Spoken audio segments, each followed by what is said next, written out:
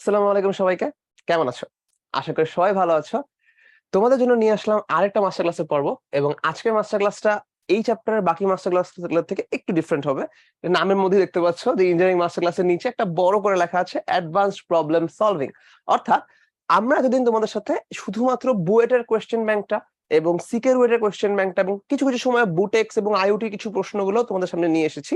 আজকে তুলনামূলক অ্যাডভান্সড কিছু প্রবলেম সলভ করব, কারণ সব সময় তো জাস্ট আগের বছরের আসা প্রবলেম গুলো দিয়ে তোমার কনসেপ্ট সম্পূর্ণ ক্লিয়ার হয়ে যাবে না, তাই না? তাহলে কিছু কিছু বুয়েটে আসেনি কিন্তু আমাদের কাছে মনে হচ্ছে তোমাদের সিলেবাসের মধ্যে থেকে করা সম্ভব, একটু অ্যাডভান্স প্রবলেম গুলো করা হবে। অবশ্যই আগে একটু বলে দেই যে আমরা এমন কোনো মহাকাশের ম্যাথ নিয়ে আসবো না যেটা কোনোদিনও বুয়েটে আসবে না, সম্ভাবনা নেই।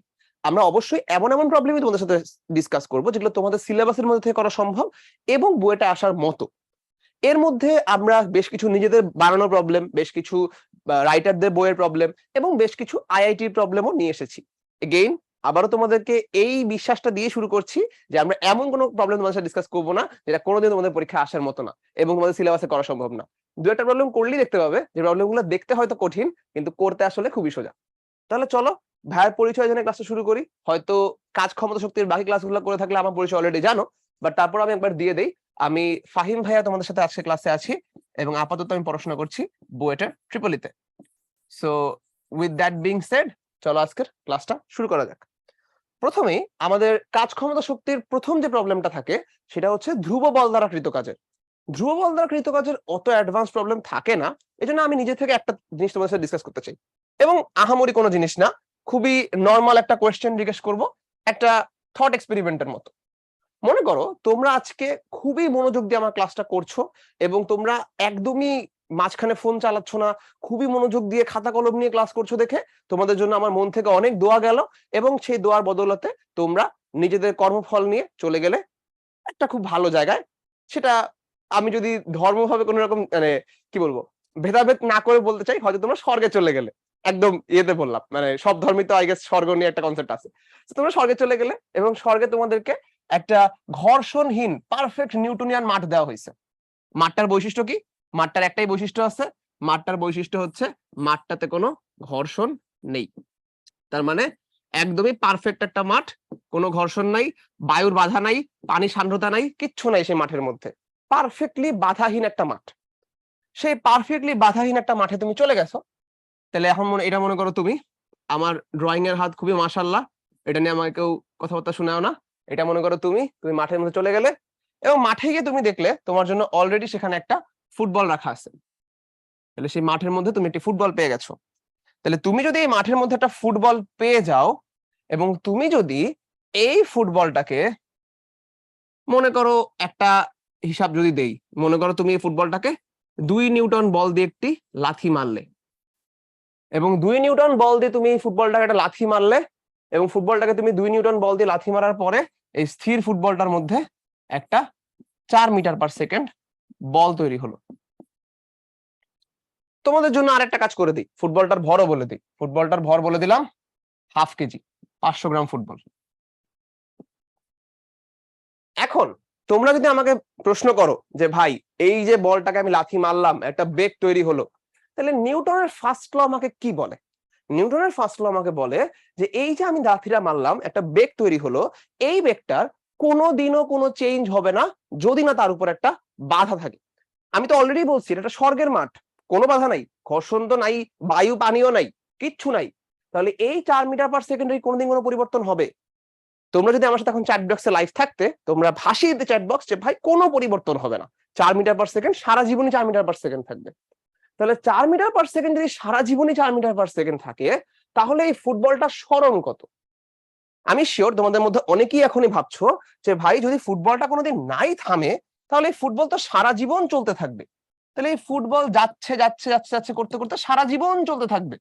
তাহলে সারা জীবন যদি চলতে থাকে তাহলে তো এরকমই হওয়ার কথা যে এই ফুটবলের স্মরণ কখনো শেষ হচ্ছে না।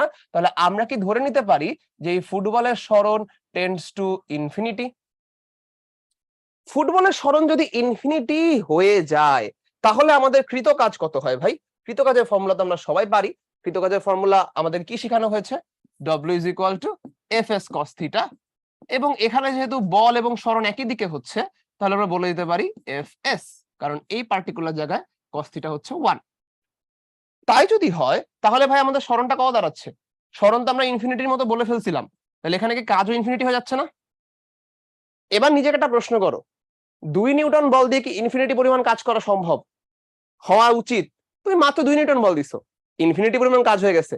এত বেশি এফিসিয়েন্সি তোমার বলের যে তোমার 2 নিউটন বল দিয়ে ইনফিনিটি পরিমাণ কাজ করে ফেললে। এটাই করতে পারা উচিত। মন কি বলে? অবশ্যই বলে উচিত না ভাই, 2 নিউটন বল দিয়ে ইনফিনিটি পরিমাণ কাজ করা সম্ভব না। যদি তাই হয় তাহলে এইখানে যে পড়াশোনাটা আমরা করলাম, এই পুরো পড়াশোনাটাই আসলে ভুল। কিন্তু ইউজুয়ালি মানুষ এরকম মনে করে, তাই একবার দেখাই দিলাম। তাহলে এই ভুল পড়াশোনাটা আমাদের করাইলেন কেন ভাই? করাইলাম তোমরা বুঝতে পারো যে ইউজুয়াল থট প্রসেসটা কেমন। তাহলে এবার আসি যে কেন এই জিনিসটা হবে না। আমরা কাজের সংজ্ঞার মধ্যে সবসময় এই জিনিসটা পড়ি যে ভাই বল এবং বলের দিকে হওয়া সরণের গুণফলকে আমরা কাজ বলতেছি, কিন্তু সরণটা আসলে কতক্ষণ পরিমাণ সময়ের জন্য নিব সেটা আমরা পড়ি না। সরণটা নেওয়ার একটা সময় ব্যবধানও আছে। সরণটা আমরা ঠিক ততক্ষণ পর্যন্তই নিব যতক্ষণ বল প্রযুক্ত হচ্ছে। তুমি যদি বল প্রয়োগ করা সরায় ফেলো তাহলে এরপর থেকে আর কোনো সরণ নাই, সরণ আমি আর কাউন্ট করব না। যতক্ষণ বল প্রয়োগ হচ্ছে ততক্ষণই সরণটা নিব। তাই যদি হয় তাহলে তো আমি লাথি মারছিলাম খুবই অল্প সময়ের জন্য, খুব ছোট একটা লাথি মারছিলাম এবং সেই লাথির মধ্যে 2 নিউটন বল প্রযুক্ত হয়েছিল। তাহলে যেই মুহূর্তে এই বলটা আমার পা থেকে সরে গেছে, আমার বল প্রয়োগ করা বন্ধ, সেই মুহূর্ত থেকে ও সরণ আমি কাউন্ট করা বন্ধ করে দিব। তাহলে আমার পায়ের সাথে লেগে থাকা অবস্থার সরণটাই শুধুমাত্র আমার কাউন্টের সরণ, বাকি সরণ আমার দরকার নাই। তাহলে এই যে ইনফিনিটি পরিমাণ সরণ আমি কাউন্টই করব না, শুধুমাত্র আমার পায়ের সাথে লেগে থাকা অবস্থার সরণটা আমি কাউন্ট করব। ওইটা বের করতে আমাদের আরো অনেক কষ্ট, তাই না? আচ্ছা, তা সমস্যা নাই, আমরা ওটা বাই করতে যাব না। আমরা খুব ইজিলি বাই করতে পারি বাকি জিনিসপাতি দিয়ে। আমাদেরকে 2 নিউটনটা হুদাই কনফিউজ করার জন্য দিছে, আমাদের এর থেকে বাকি জিনিসগুলো বেশি কার্যকরী। আমরা কি দেখতে পাচ্ছি, আমাদের এখানে প্রথমে বলটা ছিল স্থির, তারপরে বলটা হয়ে গেছে 4 মিটার পার সেকেন্ড বেগে গতিশীল। বলটার ভরও দেওয়া আছে এবং বলটার ভর দেওয়া আছে 0.5 কেজি। এগুলো ইউজ করলেই আমরা খুব সহজে এখান থেকে কৃতকাজ বের করে ফেলতে পারবো, এবং এই কটা ইউজ করলেই আমাদের ডব্লিউ চলে আসবে half M V square minus U square. তাহলেই বুঝতে পারতেছো যেখানে তুমি সবগুলা ভ্যালু বসাই দিলে কিন্তু তোমার কাজ আসলে শেষ। হাফ হাফ এখানে আমরা বসাই দিলাম 4 স্কোয়ার মাইনাস 0 স্কোয়ার। দেখি তো কত আসে, এটা আসবে 1/4 ইন্টু 16, দ্যাট ইজ 4 জুল। খুব সিম্পলি বুঝতে পারতেছো তুমি আসলে 2 নিউটন বল প্রয়োগ করে এখানে অনেক আহামরি কোনো কি বলবো, 2 নিউটন বল প্রয়োগ করে তুমি আসলে খুব আহামরি কোনো কৃতকাজ সম্পাদন করনি, তুমি সিম্পলি 4 জুল পরিমাণ কৃতকাজ করছো। এখানে 2 নিউটনটা একটা আরবিট্রারি ভ্যালু, 2 নিউটন এখানে নাও হইতে পারতো, এখানে 1 নিউটন 4 নিউটন হইতে পারতো। যেহেতু এটা কোনো দরকার নাই সেহেতু আমি আন্দাজে একটা ভ্যালু দিছি, এটা নিয়ে কোনো মাথা ঘামানোর দরকার নেই যে 2 নিউটন দিয়ে আসলেই 4 মিটার পার সেকেন্ড বেগ হয় কি হয় না, এটা নাও হইতে পারে, আগেই বলে নিলাম।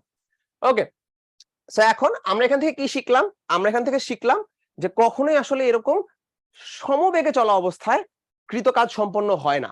এবং এটা একটা খুব ছোট প্রুফ আমি দেখায়ও দেই, কারণ এটা তোমরা পড়াশোনা করার সময় খুব ভালো মতোই পড়ো যে যখন সমবেগে একটা বস্তু চলতেছে তার উপরে কৃতকাজ থাকে না। কেন থাকে না? খুব ইজি বলতে পারবো। মনে করো এই 4 মিটার পার সেকেন্ড তো হয়ে গেছে, তাই না? 4 মিটার পার সেকেন্ড বেগ তো স্থির আছে, তাহলে এই মুহূর্তে ওর গতিশক্তিটা কত? এই মুহূর্তে ওর গতিশক্তি হচ্ছে half into M into 4 square. এই মুহূর্তে ওর গতিশক্তিটা কত? এখনো তো সেই একই জিনিসই আছে, এখনো তো ওই একই বেগ নিয়ে চলতেছে, তাহলে half into M into 4 square. তাহলে চিন্তা করে দেখো তো, এই দুইটা সবুজ অংশ যে আমি লিখলাম ইকে এবং ইকে 1 এবং ইকে 2, এদের মধ্যকার কৃতকাজ কত? ইকে 2 minus E K 1 and that is 0. তো বুঝতেই পারতেছো যে মুহূর্তে বলটা একটা সমবেগ প্রাপ্ত হয়ে গেছে তারপর থেকে কিন্তু কোনো কৃতকাজ নাই, তারপরে পুরো জায়গাটাতে কৃতকাজ শূন্য। সো কৃতকাজ শুধুমাত্র এই প্রথম জায়গাটাতেই, যেখানে আমি বলটাকে 0 থেকে 4 মিটার পার সেকেন্ডে উঠাইছি, তারপরের পুরো জায়গাটা জুড়ে কোনো কৃতকাজ নাই। সো হোপফুলি এই থট এক্সপেরিমেন্টটা একদম মাথায় ঢুকছে, ভালো মতো বুঝাইতে পারছি। তাহলে একটু ফান পার্ট শেষ, এবার আমরা চলে যাব অ্যাকচুয়াল ম্যাথে, যেগুলো বিভিন্ন জায়গায় আসছে। তাহলে চলো প্রথম ম্যাথটা আমরা দেখি। আমাদের প্রথম ম্যাথটা আজকে আছে 2200 নিউটন পার মিটার স্প্রিং ধ্রুবকের একটা স্প্রিং। তাহলে প্রথমে আমার কাছে দিছে কে, এই স্প্রিং এর সাথে একটা ব্লক ঝুলানো আছে যেটা আনুভূমিক তলের উপর দিয়ে চলতেছে। সেই ব্লকটার উপরে স্প্রিং বল দ্বারা কৃত কাজ হিসাব করতে বলছে। খুব মন দিয়ে, স্প্রিং বল দ্বারা কৃত কাজ হিসাব করব। আমরা কিন্তু এজেন্টের কৃত কাজ হিসাব করতে বলা হয়নি, আমার কৃত কাজ কিন্তু হিসাব করতে বলা হয়নি, বলা হয়েছে স্প্রিং এর কৃত কাজ হিসাব করতে। যখন সাম্যাবস্থানে xi থেকে xf is equal to 0.15, second বার বলছে 0.15 থেকে xf is equal to -0.1। প্রত্যেক ক্ষেত্রে বাহ্যিক বল দ্বারা কাজের পরিমাণও বাই করো। তাই দুটোই বাই করতে বলছে, ভালো কথা। তাহলে এখানে আমরা এজেন্টের কৃত কাজও বের করব। চলো তাহলে দুটোই করা যাক। প্রথমটা তুলনামূলক সহজ, তার জন্য একটু ছবিটা এঁকে দেই যাতে তোমাদের মাথায় একদম ক্লিয়ারলি ঢুকে যায় যে কি বাই করতে বলা হয়েছে। প্রথমটার ছবিটা খুবই সিম্পল। আমাদের কাছে এখানে একটা স্প্রিং আছে, এই স্প্রিং এর মাথায় একটা ব্লক, ব্লকটাকে এখান থেকে টেনে আমরা সামনে নিয়ে যাব। তাহলে প্রথমে xi 0, তার মানে একদম সাম্যাবস্থায় আছে। প্রথমে এই জায়গাটা হচ্ছে সাম্যাবস্থা, এই জায়গাটার xi হচ্ছে 0, এটা সাম্যাবস্থা। xi না লিখে এই জায়গাটার x0 দিয়ে দিই, জাস্ট সাম্যাবস্থা যেহেতু ওর x0। এখান থেকে আমি টেনে কি করব, এখান থেকে আমি টেনে নিয়ে যাব এটাকে 15 মিটার সামনে, 15 তা 0.15 মিটার সামনে। তাহলে এই জায়গাটার x হচ্ছে 0.15 মিটার, মানে 15 সেন্টিমিটার সামনে নিয়ে গেছি। এরপর আমাকে কি বলছে, এরপর আমাকে বলছে আবার এই 0.15 মিটার থেকে ভিতরে নিয়ে আসতে, এবং ভিতরে আমি কতটুকু নিয়ে আসবো, একদম এই পর্যন্ত নিয়ে আসবো। এই পর্যন্ত নিয়ে আসলাম। এর বৈশিষ্ট্য কি, এর বৈশিষ্ট্য হচ্ছে এই যে সাম্যাবস্থা থেকে এই পর্যন্ত এইটুকু কত আমরা অলরেডি জানি 0.15। ভিতরের টুকু আবার কত, ভিতরের টুকু হচ্ছে x is equal to -0.10। তার মানে কি হইলো, প্রথম ম্যাথটাতে আমি এখানে খুব ইজি একটা কাজ করতেছি। প্রথম ম্যাথে আমি ওকে সাম্যাবস্থান থেকে সামনে নিয়ে গেলাম 0.15 মিটার। সেকেন্ড ম্যাথটাতে আমি কি করতেছি, এই 0.15 মিটার সামনে থেকে পিছনে নিয়ে আসতেছি এবং সাম্যাবস্থানে নিয়ে থামতেছি না, আরো ভিতরে ঢুকাই দিচ্ছি। এন্ড এই জায়গাটাতে আমার যে xi, আমার যে x সেটা হয়ে যাচ্ছে 0.1, কিন্তু মাইনাসের 0.1, তার মানে আরো ভিতরে চলে আসছে। সো ব্যাপারটা কিন্তু খুবই সোজা। প্লাস মাইনাসটা কিভাবে বুঝলাম, প্লাস মাইনাসটা আমরা বুঝলাম ভেক্টরের যে কোনো জায়গায় তুমি যদি একটা দিককে প্লাস ধরো, উল্টা দিকটা মাইনাস হয়, রাইট? সো আমরা যদি সামনের দিকটাকে প্লাস ধরি, তাহলে এই দিক বরাবর যে কোনো সরণ প্লাস, পিছনের দিক বরাবর যে কোনো সরণ মাইনাস। এই জন্যই যখন আমি জিনিসটাকে বাইরে নিয়ে গেছি তখন এটা হয়েছে প্লাস, এবং এই জন্য এটা +15। এবং যখন তুমি এটাকে পিছনে নিয়ে আসছো এই পর্যন্ত এটা এখনো প্লাস, এই জায়গায় এসে 0, এরপর থেকে ভিতরে যে কোনো জায়গা মাইনাস। সো প্রথম জায়গাটা খুবই সোজা, আমরা জাস্ট এখান থেকে সামনে নিয়ে যাব। এখান থেকে সামনে যদি কৃত কাজ তো আমরা সবাই জানি, যেহেতু সাম্যাবস্থান থেকে করতেছি আমাদের সবার সূত্রগুলো মনে থাকা উচিত। স্প্রিং এর সূত্র যেহেতু সাম্যাবস্থান থেকে যাচ্ছে, সুতরাং ইজি সূত্রটা কাজ করবে এখানে। আমি যদি বলি ডব্লিউ এজেন্ট হচ্ছে হাফ কে এক্স স্কোয়ার, এবং আমি যদি বলি ডব্লিউ স্প্রিং সেটা হয়ে যাবে -হাফ কে এক্স স্কোয়ার। সো সিম্পলি ফর্মুলাটা লিখে হিসাব নিকাশ বসায় দাও। তাহলে এখানে হাফের সাথে আছে 2200, আর এক্স কত বলা হয়েছে, এক্স বলা হয়েছে 0.15, এই। আর এখানে হচ্ছে আমাদের -হাফ, তার সাথে 2200 এবং তার সাথে 0.15। সো চলো আমরা একটু হিসাব নিকাশটা করে ফেলি ক্যালকুলেটরে। এইটা আমাদের কাছে আসবে হচ্ছে 0.5, 2200 এন্ড তার সাথে 0.15 স্কোয়ার। সেটা আমাদের কাছে 24.75 এর মতো আসতেছে। এটা হচ্ছে +24.75, এটা হবে -24.75। সো ব্যাপারটা খুবই সোজা। এবার যদি আমরা একটু আসি যে ভাই কেন এখানে প্লাস এবং কেন এখানে মাইনাস, এটা একটু ফিজিক্সের ব্যাখ্যা দিয়ে বুঝাই দিই। সো আমি যদি ফিজিক্সের ব্যাখ্যা দিয়ে একটু জিনিসটা বোঝানোর চেষ্টা করি, তাহলে চিন্তা করে দেখো, স্প্রিং পড়ানোর সময় প্রতিটি ভাইয়াই তোমাদেরকে কি বলেছে, স্প্রিং পড়ানোর সময় যে কোনো ভাই তোমাদেরকে বলছে যে স্প্রিং এর একটাই মাত্র চাওয়া পাওয়া, এবং সেই চাওয়া পাওয়াটা হচ্ছে স্প্রিং এর যে মাথাটা সেটা সাম্যাবস্থায় থাকবে। তাহলে তুমি যখন এই স্প্রিং এর মাথাটাকে সাম্যাবস্থান থেকে এদিকে সরানোর চেষ্টা করতেছো, তখন তোমার কি করা লাগতেছে, তোমার করা লাগতেছে এই দিক বরাবর বল। স্প্রিং কি করতেছে, স্প্রিং চাচ্ছে তার এই মাথাটা সাম্যাবস্থায় থেকে যাক। তুমি যদি ওকে বাইরের দিকে টানতেছো, স্প্রিং টানতেছে ভিতরের দিকে। তাহলে তোমার বলটা বাইরের দিকে, স্প্রিং এর বলটা ভেতরের দিকে। তোমার কি মনে হয় সরণটা কোন দিকে হবে? স্প্রিং কে টেনে রেখে দিতে পারবে? পারবে না, সরণ কিন্তু বাইরের দিকেই হবে। তাহলে সরণ হচ্ছে তোমার বলের দিকে, সরণ আর তোমার বল একই দিকে, তাই প্লাস। স্প্রিং এর বল ছিল এদিকে, কিন্তু সরণ উল্টা দিকে হয়েছে, তাহলে স্প্রিং এর বল এবং সরণের দিক উল্টা দিকে দেখে মাইনাস। এই সিম্পল ব্যাপার। এবার চলো, স্প্রিং এর চাওয়া পাওয়ার দিকে যদি কখনো কোনো সরণ হয় সেটা স্প্রিং এর জন্য প্লাস হয়ে যাবে কাজটা তখন, আর স্প্রিং এর চাওয়া পাওয়া বিপরীতে সরণ হলে স্প্রিং এর কাজটা মাইনাস। তাহলে এখন যদি আমরা সেকেন্ডটা করতে যাই, সেকেন্ডটার জন্য আমরা ছোট করে একটা বুদ্ধিমানের কাজ করব। একবারও যে করা সম্ভব না তা না, মানে একটু ভালো মতো তোমাদের জিনিসটা বুঝাই দেওয়ার জন্য আমরা এটাকে দুই পার্টে ভাগ করব।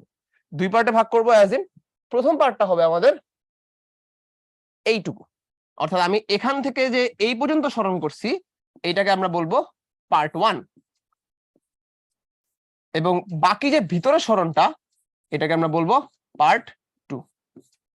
দুই পার্টে যদি আমি আলাদাভাবে কাজ বের করি তাহলে তুমি বুঝতে পারবা যে প্রত্যেক পার্ট আসলে স্প্রিং কি করতেছে। তাহলে যদি আমি এই 2 নাম্বারটার প্রথম পার্টের কাজটা বের করতে চাই, প্রথমে ধর আমি ফার্স্ট পার্টের কাজটা বের করতে যাচ্ছি, স্প্রিং এরটাই বাই করতেছি প্রথমে। সো ফার্স্ট পার্টে আসলে কি হচ্ছে ঠান্ডা মাথায় একটু বুঝি। ফার্স্ট পার্টে আমি বাইরে থেকে সাম্যাবস্থানে নিয়ে আসতেছি। একটু আগেই বলছি স্প্রিং এর চাওয়া পাওয়া কি, স্প্রিং এর চাওয়া পাওয়া হচ্ছে সারা জীবন সাম্যাবস্থায় থাকবো। তাহলে স্প্রিং যদি সাম্যাবস্থাতেই থাকতে চায় তাহলে তুমি তো স্প্রিং এর পক্ষে কাজ করতেছো। স্প্রিংও চায় সাম্যাবস্থায় আসতে, তুমি ওকে সাম্যাবস্থায় এনে দিচ্ছ, তাহলে স্প্রিং তো খুশি। তাহলে তুমি যখন ওকে সাম্যাবস্থার দিকে ঠেলতেছো, স্প্রিং বলবে খুবই ভালো কথা, নিয়ে আসো। স্প্রিং বরঞ্চ তোমার এই সরণের পক্ষে বল প্রয়োগ করবে। তাহলে ও যখন বাইরে আছে, স্প্রিং বলটাও ভেতরের দিকে, তুমি সরণ করতেছো ভেতরের দিকে, তাহলে স্প্রিং এর জন্য কৃত কাজ অবশ্যই অবশ্যই এখানে পজিটিভ। কারণ তুমি চাচ্ছিলা ও ভিতরে আসুক, স্প্রিংও চাচ্ছ ভিতরে আসুক, তাহলে স্প্রিং বলের দিকেই সরণটা হচ্ছে, কৃত কাজ হয়ে যাবে পজিটিভ। সো ফার্স্ট পার্টের জন্য স্প্রিং বল দ্বারা কৃত কাজ পজিটিভ, এবং দেখতেই পাচ্ছ এই সরণটা কতটুকু, এই সরণটা হচ্ছে 0.15 মিটার। তাহলে এই ফার্স্ট পার্টের জন্য আমরা যখন স্প্রিং দ্বারা কৃত কাজ বের করব এটা হয়ে যাবে পজিটিভ, এবং স্প্রিং দ্বারা কৃত কাজ, কলম নিয়ে নেই, সেখানে WS1 এটা হয়ে যাবে আমাদের কাছে হাফ কে x1 স্কয়ার। এটা কত? এটা হচ্ছে আমাদের কাছে হাফ। অলরেডি হিসাবটা আমরা করে ফেলছি, তাও একবার লিখে দিলাম। সেটা আমাদের কাছে আসতেছে 24.75। আচ্ছা, ভালো কথা। এবার আসো সেকেন্ড পার্টে কি হচ্ছে। আমি যদি এবার সেকেন্ড পার্টটা দেখতে যাই, সেকেন্ড পার্টে তুমি স্প্রিংকে আবার ধোকা দিয়ে ফেলছো। স্প্রিং ভাবছিল তুমি ভালো, তুমি স্প্রিং এর যে মাথাটা সেটাকে আবার সাম্যাবস্থায় নিয়ে আসছো, তোমাকে তোমার জন্য স্প্রিং দোয়া করতেছিল। ঠিক সেই অবস্থায় তুমি স্প্রিংকে বললা যে না ভাই, আমি সাম্যাবস্থায় তোমাকে থাকতে দিব না, তোমাকে আমি আরো ভিতরে নিয়ে যাব। তাহলে তুমি যে এই মুহূর্তে এটাকে আরো ভিতরে ঠেলা দিছো, স্প্রিং বল কোন দিকে? স্প্রিং বল চায় সাম্যাবস্থা থাকতে, তাহলে তোমার ঠেলার বিরুদ্ধে স্প্রিং বলটা কাজ করবে। তাহলে স্প্রিং বল এবার বাইরের দিকে। স্প্রিং বল যদি বাইরের দিকে হয়, তোমার ঠেলা যদি ভিতরের দিকে হয়, সরণ কোন দিকে হইছে? সরণও কিন্তু ভেতরের দিকে হইছে। তাহলে স্প্রিং বল বাইরে, সরণ ভেতরে, অবশ্যই সেকেন্ড পার্টে স্প্রিং বল দ্বারা কৃত কাজ ঋণাত্মক। তাহলে সেকেন্ড পার্টের সরণটা কত? আবারও 0.1, এবং এবার স্প্রিং বল দ্বারা কৃত কাজ হয়ে যাচ্ছে ঋণাত্মক। তাহলে স্প্রিং বল দ্বারা কৃত কাজ যদি আবারও ঋণাত্মক হয়ে যায়, তাহলে আমরা এখান থেকে বলে দিব যে WS2 is equal to minus half K x2 square. তাহলে মাইনাস হাফ 2200, x2 হচ্ছে 0.1 স্কয়ার। তাহলে আমরা এখান থেকে কত পাচ্ছি? এখান থেকে আমরা খুব ইজিলি পেয়ে যাচ্ছি 0.5/100 ইন্টু 0.1 স্কয়ার। এটা আমাদের আসতেছে -11। এখন তুমি স্প্রিং বল দ্বারা দুইটা পার্টের কাজ পেয়ে গেছো, এই দুটাকে যোগ করে দিলেই তুমি স্প্রিং বল দ্বারা টোটাল কাজ পেয়ে যাবে। সেটাকে যোগ করে দাও এবার। তাহলে আমরা যদি এটাকে যোগ করে দেই, জাস্ট এই যোগ করে দিলাম, তাহলে স্প্রিং বল দ্বারা টোটাল যে কাজ সেটা হয়ে যাচ্ছে WS1 প্লাস WS2। যোগ করে দাও, যোগ করে দিলে চলে আসবে 24.75 মাইনাস 11, দ্যাট ইজ 13.75 জুল। বুঝতেই পারতেছো এই কেসটা করা কিন্তু খুবই সোজা, জাস্ট বুঝে নিতে হচ্ছে তোমাকে যে কোন পার্টে কে প্লাস কোন পার্টে কে মাইনাস। তুমি যদি এখানেই জাস্ট এজেন্টের বল দ্বারা কৃত কাজ বের করতে চাও, তুমি এটার সাথে একটা মাইনাস বসায় দিবা সবকিছুতে, কাজ শেষ। সো এজেন্টের যদি কৃত কাজ তুমি এখান থেকে আবার বের করতে যেতে এই সেকেন্ড পার্টের জন্য, তাহলে এজেন্টের কৃত কাজটা জাস্ট মাইনাস স্প্রিং বল দ্বারা কৃত কাজ, কাহিনী শেষ। সো খুবই সোজা জিনিস, জাস্ট কখন কার পক্ষে স্মরণ করতেছি এই জিনিসটা একটু মাথায় রাখবা, তাহলে বুঝে বুঝে এই কাজটা করতে কোনো সমস্যা হবে না। আমি চাই না যে তোমরা সূত্রটা মুখস্থ করে সরাসরি মান বসাও, বুঝবা যে কখন কি হইতেছে, তাহলে কোনোভাবেই প্যাঁচায় ম্যাথ দিলে তোমার ধরা খাওয়ার চান্স নেই। তাই একটু ডিটেইলে করে ছবি টবি এঁকে বুঝাই দিলাম। ছোট করে রিক্যাপ করে দিই যে পুরো ম্যাথটাতে কি হয়েছে।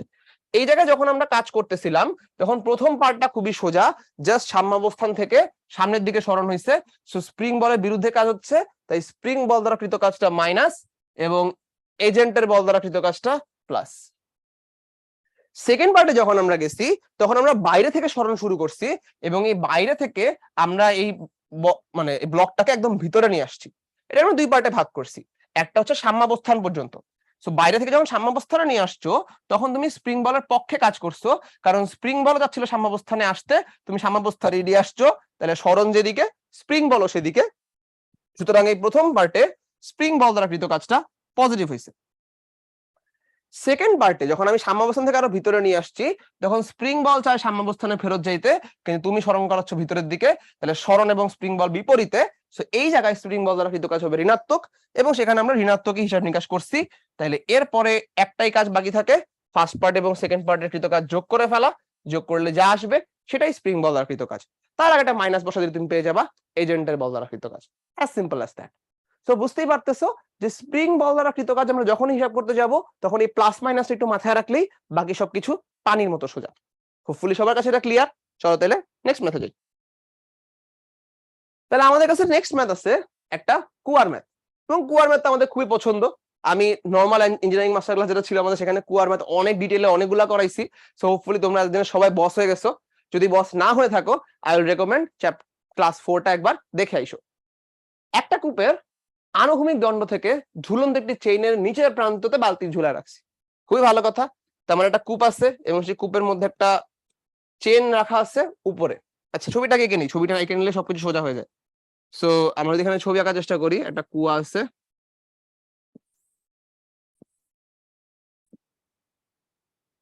এই কুয়ার উপরে একটা আনুভূমিক দণ্ড আছে। চলো, এই গেল আমার কুয়ার উপরে আনুভূমিক দণ্ড।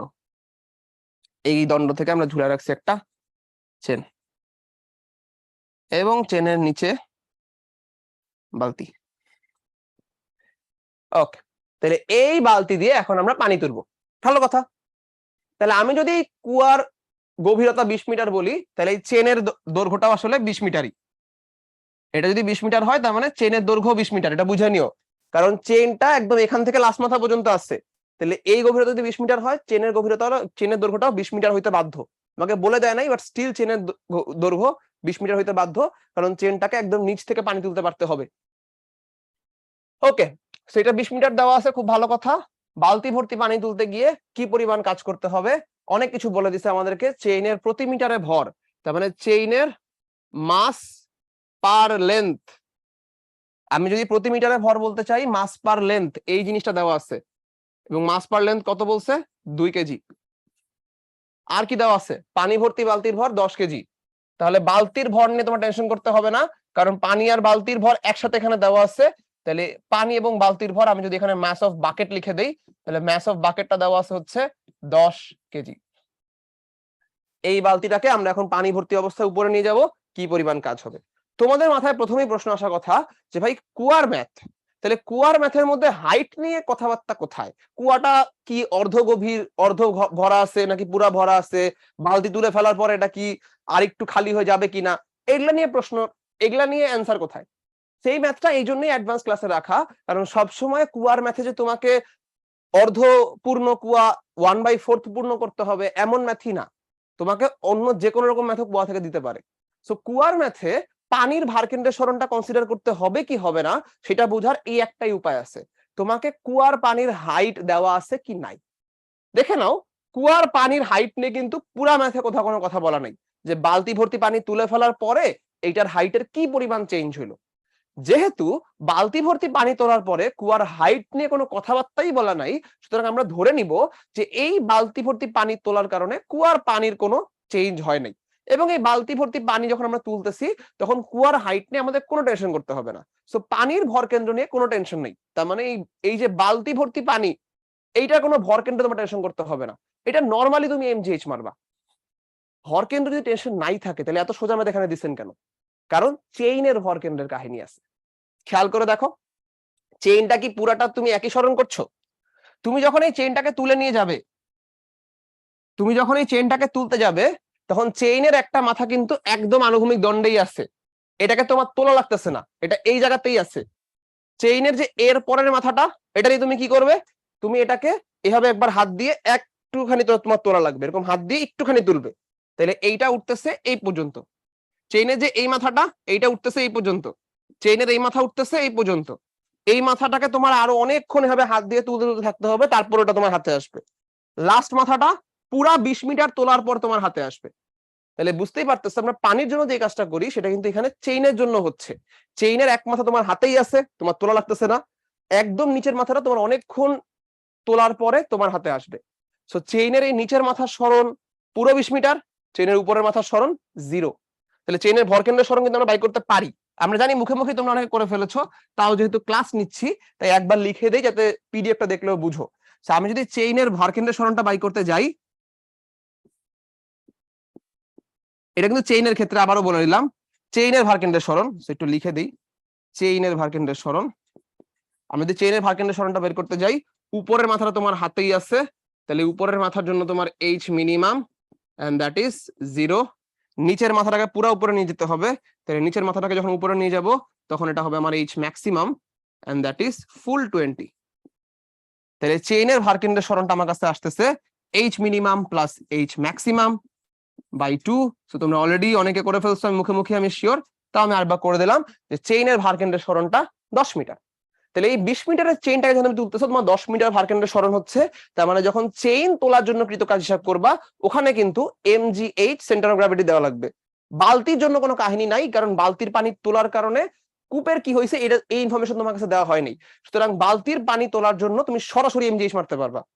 অনেক কথাবার্তা হয়েছে, এবার তাহলে ম্যাথটা করে ফেলি। এতক্ষণ সবাই নিশ্চয়ই ভাবতেছো যে ভাই এত কথা না বলে ম্যাথ কেন করতেছেন না, তাহলে চলো ম্যাথটা করি। আমরা যখন টোটাল কাজ বের করতে যাব, টোটাল কাজ হবে W of bucket plus W of chain. Bucket ভর্তি পানি যখন আমি তুলতেছি তখন আমি অলরেডি বললাম ভর কেন্দ্রের কোনো কাহিনী নাই, so m of bucket g into h of bucket, plus যখন আমরা এখানে দিব m অফ চেইন প্লাস, তো না sorry, m of chain g তার সাথে h সেন্টার অফ গ্র্যাভিটি, কারণ অলরেডি আমরা বলে ফেলছি যে এই চেইনের উপরে তোলার সময় চেইনের সেন্টার অফ গ্র্যাভিটি তোমার নেওয়া লাগবে। তাহলে ম্যাস অফ বাকেট কত দেওয়া আছে? 10 কেজি বসাই দিলাম, জি হচ্ছে 9.8, এবং বাকেটটাকে আমরা কত উপরে তুলতেছি? বাকেটটাকে আমরা একদম নিচ থেকে উপর পর্যন্ত তুলতেছি, ভরকেন্দ্রের কোনো কাহিনী নাই, সো নিচ থেকে উপর পর্যন্ত 20 মিটার। এরপর যদি বলি mass of chain, mass of chain কত? খুব ভালো মতোই দেখা যাচ্ছে, যেখানে প্রতি মিটারে 2 কেজি, মিটারে যদি 2 কেজি হয় তাহলে চেইনের ম্যাস আমরা বের করে ফেলতে পারবো যে কোনো জায়গায়। চলো একটু সাইডে বের করে ফেলি। যদি মিটারে আমাদের কাছে 2 কেজি করে চেইন থাকে, তাহলে ওর ভিতরে কতটুকু চেইন আছে? তাহলে আমি যদি বলি 2 কেজি হচ্ছে আমার চেইনের 1 মিটারের ভর, চেইনটা যদি 20 মিটার হয় তাহলে চেইনের ভর হবে 2 into 20 KG, that is 40 KG. তাহলে খুব ইজিলি কিন্তু আমরা চেইনের ভরটা বের করে ফেলতে পারলাম। এখানে জাস্ট এখন বসাই দিলেই কাজ শেষ। আমরা এখানে এখন বসাই দিব 40 কেজি 9.8, একটু আগে সেন্টার অফ গ্র্যাভিটি বাই করছি 10। এখন এটা তুমি হিসাব করে ক্যালকুলেট করে ফেলো। ক্যালকুলেটর আমাদের কি দেয় দেখি চলো। So 10 10.9 20 plus 40 9.8 10, that is 5880। So খুব ইজিলি কিন্তু এই ম্যাথটা আমরা করে ফেলতে পারলাম, এবং তোমাদের কোনো প্যারাই হলো না। জাস্ট এইটুক বোঝা দরকার ছিল যে ভাই আমরা যখন একটা কাজ করতেছি তখন ওই কাজটার মধ্যে ভারকেন্দ্রের সরণ লাগবে কি লাগবে না এই টেনশনটা একটু নেওয়া দরকার আছে। তো আমি যখন পানি ভর্তি বালতির কাহিনী করছি তখন আমার ভারকেন্দ্রের সরণ লাগে নাই, কারণ এই বালতিটাকেই আমি জাস্ট উপরে নিয়ে গেছি। এর ভারকেন্দ্র কোথায় আছে না আছে, এই বালতির উচ্চতা কত, বা এই বালতি উঠানোর জন্য কতটুকু সরণ হচ্ছে, বা কুয়ার গভীরতা পাল্টা যাচ্ছে কি যাচ্ছে না, এই নিয়ে কোনো কথাবার্তা নাই। তাই বালতিটা জাস্ট নিচ থেকে উপরে তুলছি, পুরা 20 মিটার উচ্চতায় আমার কাউন্ট করা লাগবে। কিন্তু এই চেইনটা যখন আমি ঝুলাইছি, চেইনের উপরের মাথা নিচ মাথার মধ্যে কিন্তু সরণের পার্থক্য আছে, তাই এই জায়গায় ভারকেন্দ্রের সরণটা লাগবে। তাই আগে ভারকেন্দ্রের সরণটা বের করে নিছি, তারপর বালতিরটা নরমালি করছি, চেইনেরটা ভারকেন্দ্রের সরণ দিয়ে করছি। এইটুকুই ম্যাথ। হোপফুলি সবার কাছে ক্লিয়ার। চলো তাহলে আমরা নেক্সট ম্যাথের দিকে চলে যাই। তো এই ম্যাথে আমরা 10 মিটার উপর থেকে একটা ক্রিকেট বল মাটিতে ড্রপ করতেছি এবং প্রত্যেক ড্রপে বলটি 50% শক্তি হারাচ্ছে। প্রথমে আমি একটা বুঝাই দিব যে নরমালি কিভাবে হচ্ছে, তারপর একটা শর্টকাট পড়াই দিব, শর্টকাট দিয়ে ম্যাথটা করবা। সো 10 মিটার উপর থেকে যখন একটা ক্রিকেট বল পড়ে তখন আসলে কি হয়? আমি যেটা মাটি আঁকি আগে, এই মনে করো মাটি, এই মাটিতে আমি উপর থেকে 10 মিটার উঁচু থেকে একটা করে বল ফালাচ্ছি। তাহলে 10 মিটার উপর থেকে একটা বল মাটিতে পড়বে, এই হচ্ছে তার 10 মিটার। তাহলে আমি যদি 10 মিটার উপর থেকে এই ক্রিকেট বলটাকে মাটিতে ফালাই, তাহলে এটা মনে করো মাটিতে পড়লো, একটু বাঁকা করে ফালাই কারণ নাহলে এখানেই হিজিবিজি হয়ে যাবে। ক্রিকেট বলটা মনে করো মাটিতে পড়ছে, তাহলে ও মাটিতে পড়লে এখানে একটা বিশাল আওয়াজ হইছে, একটুখানি তাপ উৎপন্ন হইছে, তাহলে বেশ কিছু শক্তি এই জায়গায় ক্রিকেট বলটা হারাইছে, সাউন্ড হইছে, তাপ হইছে, তারপরে ক্রিকেট বলটা আবার উপরে উঠলো। শক্তি যেহেতু হারাইছে এত উপরে আর উঠবে না। তারপরে যখন আমি আবার এই ক্রিকেট বলটাকে ফালাবো, তখন আবার এই জায়গার মধ্যে বেশ কিছু শক্তি হারাবে এবং আবার সেকেন্ড বার উঠবে, তাই তো? এবারও এত উপরে উঠবে না কারণ শক্তি কিছু হারায় ফেলাইছে। তাহলে আমাকে এখন কি বাই করতে বলছে? আমাকে বাই করতে বলছে, এই হাইটটা বাই করতে বলে নাই, আমাকে বাই করতে বলছে থার্ড বারের হাইটটা। তো চলো আমরা এখন বের করে ফেলি। তো এখানে যেটা বোঝার ব্যাপার সেটা হচ্ছে এখান থেকে যখন 50% শক্তি হারায় ফেলছে, এইখানে আসলে শক্তি ছিল কতটুকু? এইখানে ওর কাছে শক্তি ছিল এম জি এইচ, তাই তো? শুরুতে ওর কাছে এম জি এইচ পরিমাণ শক্তি ছিল, তার থেকে 50% শক্তি হারায় ফেলছে। তাহলে 50% শক্তি যেহেতু হারায় ফেলছে, তার মানে এখান থেকে যখন উপরে উঠতেছে তখন ওর কাছে শক্তি কতটুকু আছে? এই পয়েন্টে ওর কাছে শক্তি আছে mgh ইন্টু 50%। উঠলো mgh 50% দিয়ে, আবার নিচে নামলো, আবার শক্তি হারাইলো। তাহলে আবার যদি শক্তি হারায় ফেললে, তাহলে এই পয়েন্টে ওর কাছে শক্তি কতটুকু আছে? আগে থেকে ওর কাছে ছিল mgh ইন্টু 50%, এখানে বাড়ি খাওয়ার পরে আরো 50% হারায় ফেলাইছে। তাহলে এই মুহূর্তে ওর কাছে শক্তি আছে mgh ইন্টু 50% ইন্টু 50%। তাহলে এই শক্তিটা ইউজ করেও এই হাইটটা উঠবে। তাহলে এই শক্তিটা ইউজ করে যদি এই হাইটটা ওঠে, এটাকে আমরা এইচ প্রাইম বললাম, তাহলে এখন আমরা খুব ইজিলি বলে দিতে পারবো যে এই শক্তিটা ইউজ করে যদি এই হাইটটা ওঠে তাহলে এই হাইটটা কতটুকু। তাহলে আমার কাছে শক্তি ছিল mgh ইন্টু 0.5 ইন্টু 0.5, এবং এই শক্তি ইউজ করে আমি উঠছি কতটুকু? এই শক্তি ইউজ করে আমি উঠছি এইচ প্রাইম। তাহলে এখন এই জিনিসটা হিসাব করতে পারলে তো কাজ শেষ। তাহলে খুব সুন্দর করে এখান থেকে বিসমিল্লাহ বলে এমজি এমজি কেটে দাও। তাহলে এমজি এমজি দিলাম কেটে, আমার কাছে থাকবে কি? এই এইচটা হচ্ছে 10, তাহলে 10 এর সাথে 0.5 গুণ করলে 0.25, এটাই হচ্ছে এইচ প্রাইম। তাহলে চলে আসতেছে 2.5 মিটার। সো প্রথমে জিনিসটা বুঝাই দিলাম যে যখন ড্রপ খাচ্ছে তখন শক্তি হারাচ্ছে, তাহলে আমি প্রথম যে শক্তিটা আমার কাছে ছিল সেটাকে অত পার্সেন্ট করে ফেলতেছি। তারপর আবার ড্রপ খাইলো, তাহলে আবারও অত পার্সেন্ট শক্তি হারাইলো, তাহলে ওর কাছে এই মুহূর্তে ছিল 50% কম, এখানে ড্রপ খাওয়ার পরে আরো 50% কম, এইটুক শক্তি ওর কাছে বাকি আছে এবং এই শক্তি দিয়ে ও উঠবে এতটুকু হাইট। আমরা সিম্পলি ইকুয়েশন লিখে মানটা বের করে ফেললাম। বাট এমসিকিউতে এই ধরনের ম্যাথ আসলে তোমার এত কষ্ট করার আসলে কোনো দরকার নেই, তুমি একদম শর্টকাটে করে ফেলবা। সো যদি এরকম উপর থেকে ড্রপ খাইতে খাইতে শক্তি হারায়, তাহলে সিম্পলি আমার কাছে লাস্টে যে হাইটটা আসবে সেই হাইটটা হবে প্রথম হাইট থেকে যতটুকু শক্তি হারাইছে তত দিয়ে গুণ। আমি এভাবে করে দিই H into percent of loss. তাহলে তুমি সিম্পলি এইটুক করে দিতে পারলেই এই ম্যাথ কিন্তু হয়ে যাবে। তুমি চিন্তা করে দেখো, প্রথমে তোমার কাছে ছিল 10 মিটার, তুমি শক্তি যতটুকু হারাচ্ছ হাইটও আসলে ততটুকুই হারাচ্ছ। তারপরে তুমি হিসাব করে দেখবা 10 মিটার থেকে যখন 50% হারাইছে তখন এই জায়গায় উঠছে 0.5 মিটার। তো শক্তিকে 50% না করে হাইটকে 50% করলেই তো হয়ে যায়। আবার যখন তুমি এখানে দেখবা আরো 50% হারাইছে, তাহলে 5 কে আরো 50% করো, হয়ে যাবে 2.5। তার মানে সিম্পলি হাইটটাকেই তুমি পার্সেন্ট অফ লস দিয়ে গুণ দিবা, তোমার নতুন হাইট বের হয়ে যাবে। সো ইভেন এমনও হইতে পারতো যে প্রতিটা ড্রপে 50% না হয়ে বিভিন্ন বিভিন্ন ড্রপে আমাকে বিভিন্ন রকমের শক্তি দিচ্ছে। যদি এমন হইতো যে প্রথমবার ড্রপে মনে করো 50% হারাইছে, তারপরের বার ড্রপে মনে করো 40% হারাইছে, তারপরে ড্রপে 30% হারাইছে, এমনে বলছে এখন লাস্ট হাইটটা কত, সেই লাস্ট হাইটও কিন্তু আমরা এখান থেকে খুব ইজিলি বের করে ফেলতে পারবো যে ভাই লাস্ট হাইটটা হবে শুরুর যে হাইট তার সাথে 0.5, 0.4 এবং 0.3 এর গুণফল, তাইলেই কিন্তু লাস্ট হাইট বাইর হয়ে যাবে। সো তোমাকে এই জিনিসটা বুঝাইলাম কেন, যাতে মাথায় ঢুকে থাকে যে কেন হচ্ছে। তারপরে শর্টকাট শিখাই দিলাম যে শর্টকাটটা ইউজ করে ম্যাথটা করবা। শর্টকাট মুখস্থ করে অ্যাপ্লাই না করে বুঝে অ্যাপ্লাই করলে মনে বেশি থাকে, তাই বুঝাই দিলাম আগে। হোপফুলি সবাই জিনিসটা ক্লিয়ার, শর্টকাট অ্যাপ্লাই করতে পারবো। সো চলো আমরা চলে যাই নেক্সট ম্যাথে। নেক্সট ম্যাথে আমাদের কাছে একটা শোয়ানো সিলিন্ডারকে দাঁড়া করানো আছে। শোয়ানো একটা ইটকে দাঁড়া করানোর ম্যাথ কিন্তু অনেক করছো, সিলিন্ডার দিয়ে হয়তো এই ম্যাথটা অত বেশি দেখো নাই, এই জন্য অ্যাডভান্সড প্রবলেমে দিয়ে দিছি। সো আমাদের এখানে কাজ কি করতে হয়? এগেইন আমরা সবাই জানি যে এরকম শোয়ানো একটা জিনিসকে দাঁড়া করা ফেলতে হলে আমাকে ভার কেন্দ্রের সরণ নিয়ে কথা বলতেই হবে, বা ভর কেন্দ্র বলতে পারো, তোমাদের কোনো সমস্যা নেই, কারণ তোমাদের লেভেলে ভার কেন্দ্র ভর কেন্দ্র একই জায়গায় থাকে। আমরা এভারেস্ট নিয়ে কোনো কথাবার্তা বলতেছি না যে আমাদের ভার কেন্দ্র এবং ভর কেন্দ্র আলাদা জায়গায় নিতে হবে। সেখানে ভার কেন্দ্র যেখানে আছে ভর কেন্দ্র সেখানেই আছে। সো ভার কেন্দ্র বা ভর কেন্দ্রকে আমি চেঞ্জ কতটুকু করতেছি সেই অনুযায়ী আমার কৃতকাজটা বের করতে হবে। সো আমরা প্রথমে দেখবো যে শোয়ানো অবস্থায় ওর ভার কেন্দ্রটা কই ছিল। আমি যদি এখানে একটু দেখতে যাই, তাহলে এই অবস্থায় আমার কাছে দেওয়া আছে যে এই হচ্ছে আমার সিলিন্ডার।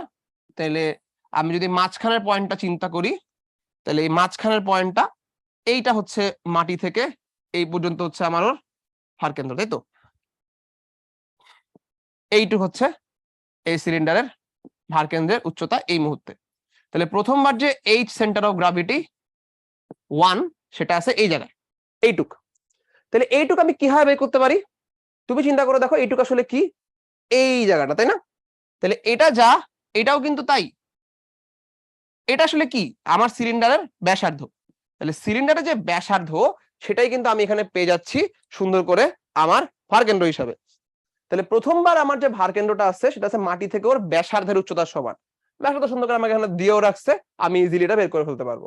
তাহলে যখন আমি সিলিন্ডারকে শোয়া রাখছি তখন ওর ভার কেন্দ্র আছে মাটি থেকে ব্যাসার্ধের সমান উচ্চতায়। যখন আমি সিলিন্ডারকে দাঁড়া করায় ফেলছি তখন ওর ভার কেন্দ্র কই আছে? চিন্তা করে দেখো, এইটা যদি আমার মাঝ বরাবর বিন্দু হয়, ওর ভার কেন্দ্রটা আছে এখান থেকে এই পর্যন্ত। এটাও কিন্তু বের করা খুবই সোজা, কারণ আমরা অলরেডি জানি আমাদেরকে দেওয়া আছে যে এইটুক হচ্ছে আমার সিলিন্ডারের উচ্চতা। তাহলে এইটুক কি হবে? এইটুক হবে সিলিন্ডারের উচ্চতা ঠিক অর্ধেক। তাই ওর ভার কেন্দ্রটা এই মুহূর্তে আছে h/2 তে।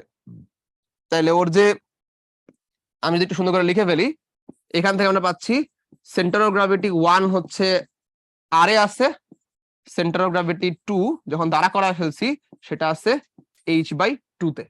তো খুব ইজিলি বোঝা যাচ্ছে যে আমি r থেকে ওর সেন্টার অফ গ্র্যাভিটিকে h/2 তে তুলে ফেলছি। তাহলে যে তুলে ফেললাম, এই তুলে ফেলতে কতটুকু কৃত কাজ সেটাই আমাকে বের করতে বলছে। তো খুব সিম্পলি এখানে তুমি হিসাবটা করে ফেলতে পারবা যে ভাই w = mg, তুলে আনছি কোথায়? h/2 তে, ছিল কত? r। তাহলে এখন হিসাবটা করে ফেলি, চলো। সবকিছু দেওয়া আছে আমাদের কাছে। m হচ্ছে 10 কেজি, g হচ্ছে 9.8, h হচ্ছে আমাদের কাছে 1, তাহলে 1/2 মাইনাস r কত? r হচ্ছে 20 সেন্টিমিটার। 20 সেন্টিমিটারকে একটু মিটারে নিয়ে যাও, তাহলে 0.2 মিটার। তাহলে r হচ্ছে 0.2 মিটার। এই হিসাবটা করে ফেললেই ম্যাথটা শেষ, তাহলেই হয়ে যাবে আমাদের রেজাল্ট। তাহলে m হচ্ছে 10, 9.8, ভিতরে আমরা 0.5 মাইনাস 0.2 দিয়ে দিচ্ছি। তাহলে আমাদের কাছে শেষ আনসারটা আসতেছে 29.4 জুল। তো খুবই সিম্পলি কিন্তু এই ম্যাথটাও করে ফেলতে পারলাম। ঠান্ডা মাথায় একটু রিক্যাপ বুঝে নাও যে কেন এই ম্যাথটা এখানে দেওয়া হয়েছে এবং তুমি সেই গোলটা অ্যাচিভ করতে পারছো কিনা। তো আমরা যখন ইটের জন্য কাজ করি তখন আমাদের প্রস্থ নিয়ে কাজ করতে হয়। সিলিন্ডারের জন্য কিন্তু শোয়ানো অবস্থায় ওর যে ভর কেন্দ্র সেটা কিন্তু প্রস্থ দিয়ে আমি ডিল করতে পারবো না। সিলিন্ডারের এই জায়গাটা গোল এবং এই গোল জায়গাটা যে ব্যাসার্ধ এটাই হচ্ছে শোয়ানো অবস্থায় ভার কেন্দ্রের উচ্চতা। কারণ এই মাঝ বরাবর লাইন টানো, মাটি থেকে উচ্চতা দেখো, তাহলে মাটি থেকে উচ্চতা আর ব্যাসার্ধের সমান। এখানেও মাঝ বরাবর লাইন টানো, মাটি থেকে উচ্চতা দেখো, উচ্চতাটা কিন্তু ওর হাইটের অর্ধেক। তাহলে আর এ ছিল h/2 তে নিয়ে আসছি, এইটুকু হচ্ছে ওর হাইটের ডিফারেন্স, mg দিয়ে গুণ করে দাও, কৃত কাজ হয়ে যাবে। সো খুব ইজিলি ম্যাথটা করে ফেলতে পারলাম। চলো তাহলে সামনের দিকে যাই।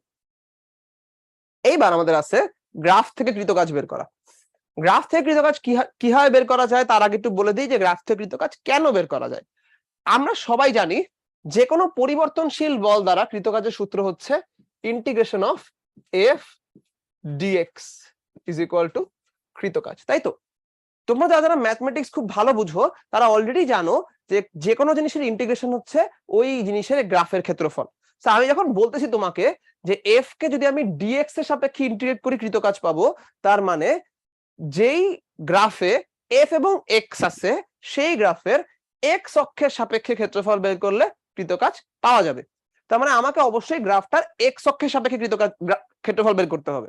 তো আমি যখন এই গ্রাফ থেকে ক্ষেত্রফল বের করার চেষ্টা করতেছি, চিন্তা করে দেখো এইটা হচ্ছে আমার এক্স অক্ষ, right? This is my x অক্ষ। তাহলে এটা যদি আমার এক্স অক্ষ হয়, তাহলে এক্স অক্ষের সাপেক্ষে এই গ্রাফের ক্ষেত্রফল হচ্ছে এইটা। তাহলে এই ক্ষেত্রফলটা বের করে দিতে পারলে কিন্তু আমার কৃতকাজ হয়ে যাবে। তো আমি যদি এই ক্ষেত্রফলটা বের করে দিতে পারি, কৃতকাজ ডান। তো এটাই আমাকে এখানে বুঝতে হবে যে এই ক্ষেত্রফলটা বের করাটাই আমার এখানে কৃতকাজের একমাত্র এবং একমাত্র উদ্দেশ্য। তাহলে এখানে কি আছে? এখানে আছে আমার কাছে একটা অর্ধবৃত্ত। এই অর্ধবৃত্ত ক্ষেত্রফল বাই করা তো খুবই সোজা, তোমরা ইজিলি বাই করতে পারো। তো আমি যদি অর্ধবৃত্ত ক্ষেত্রফল বাই করার চেষ্টা করি, আমার একটা ব্যাসার্ধ লাগবে। তাহলে এইটুকু হচ্ছে আমার ব্যাস, দিস ইজ ব্যাস, সেখানে তো আঁকাই ছিল। এটা হচ্ছে আমার ব্যাস এবং ব্যাসটা হচ্ছে 0 থেকে 1 পাই পর্যন্ত। তাহলে 1 বাই পাই যদি আমার ব্যাস হয়, তাহলে ব্যাসার্ধ বের করাটা তো খুবই সহজ। আমি এখানে ইজিলি বলে দিতে পারবো যে ভাই আমার ব্যাসার্ধ হচ্ছে 1 বাই 2 পাই। তাহলে এরিয়াটা কি হবে? কৃতকাজের সমান, এবং সেটা হচ্ছে আমার কাছে অর্ধবৃত্তের ক্ষেত্রফল। সো অর্ধবৃত্তের ক্ষেত্রফল হচ্ছে পাই আর স্কয়ারের সাথে একটা 2 দিয়ে ভাগ করে দিবা। সো আমি যদি এখানে বলি হাফ পাই আর স্কয়ার, সো হাফ পাই তার সাথে আর স্কয়ার। তাহলে আর স্কয়ারটা আমরা এখানে বসাই দেই। সো হাফ পাই এর সাথে আমাদের এখানে বসবে হচ্ছে 1 বাই 2 পাই স্কয়ার। তাহলে এখানে আমাদের কাছে একটা পাই স্কয়ার আছে। আচ্ছা, কাটাকাটি পরে করতেছি, উপরে একটা পাই থাকুক আপাতত। 2 ইনটু 4 পাই স্কয়ার। তাহলে পাই আর পাই স্কয়ার কেটে দিলেই 1 বাই 8 পাই হয়ে যাবে আমার কৃত কাজ। সো বুঝতেই পারতেছো এই ম্যাথ করতে কিন্তু আমাদের খুব বেশি বেগ পেতে হবে না। তাহলে এইটা এখানে কেন করাইলাম? কারণ এইটা হচ্ছে আমার গ্রাফ নিয়ে মানে গ্রাফ থেকে কাজ নির্ণয়ের একদম বেসিক টাইপ অফ ম্যাথ।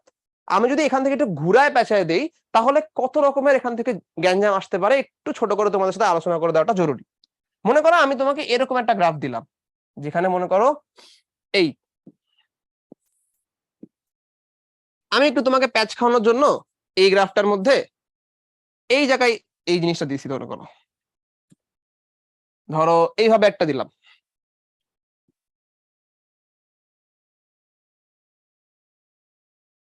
আমার ছবি আঁকার হাত, মাশাআল্লাহ। স্যার একবার একটু জিনিসটা ঠিক করে দেই। এই অর্ধবৃত্তটাই মনে করো ওয়াই অক্ষে দিছি, এটা 0, এটা হচ্ছে 1 বাই পাই। সো মানুষজন কি করে, আবেগের বশে সুন্দর করে এই অর্ধবৃত্তরই ক্ষেত্রফল বের করে দিয়ে বলে দেয় যে এই ম্যাথে যা করছি সেটাই আমার ক্ষেত্রফল এবং সেটাই আমার কৃতকাজ।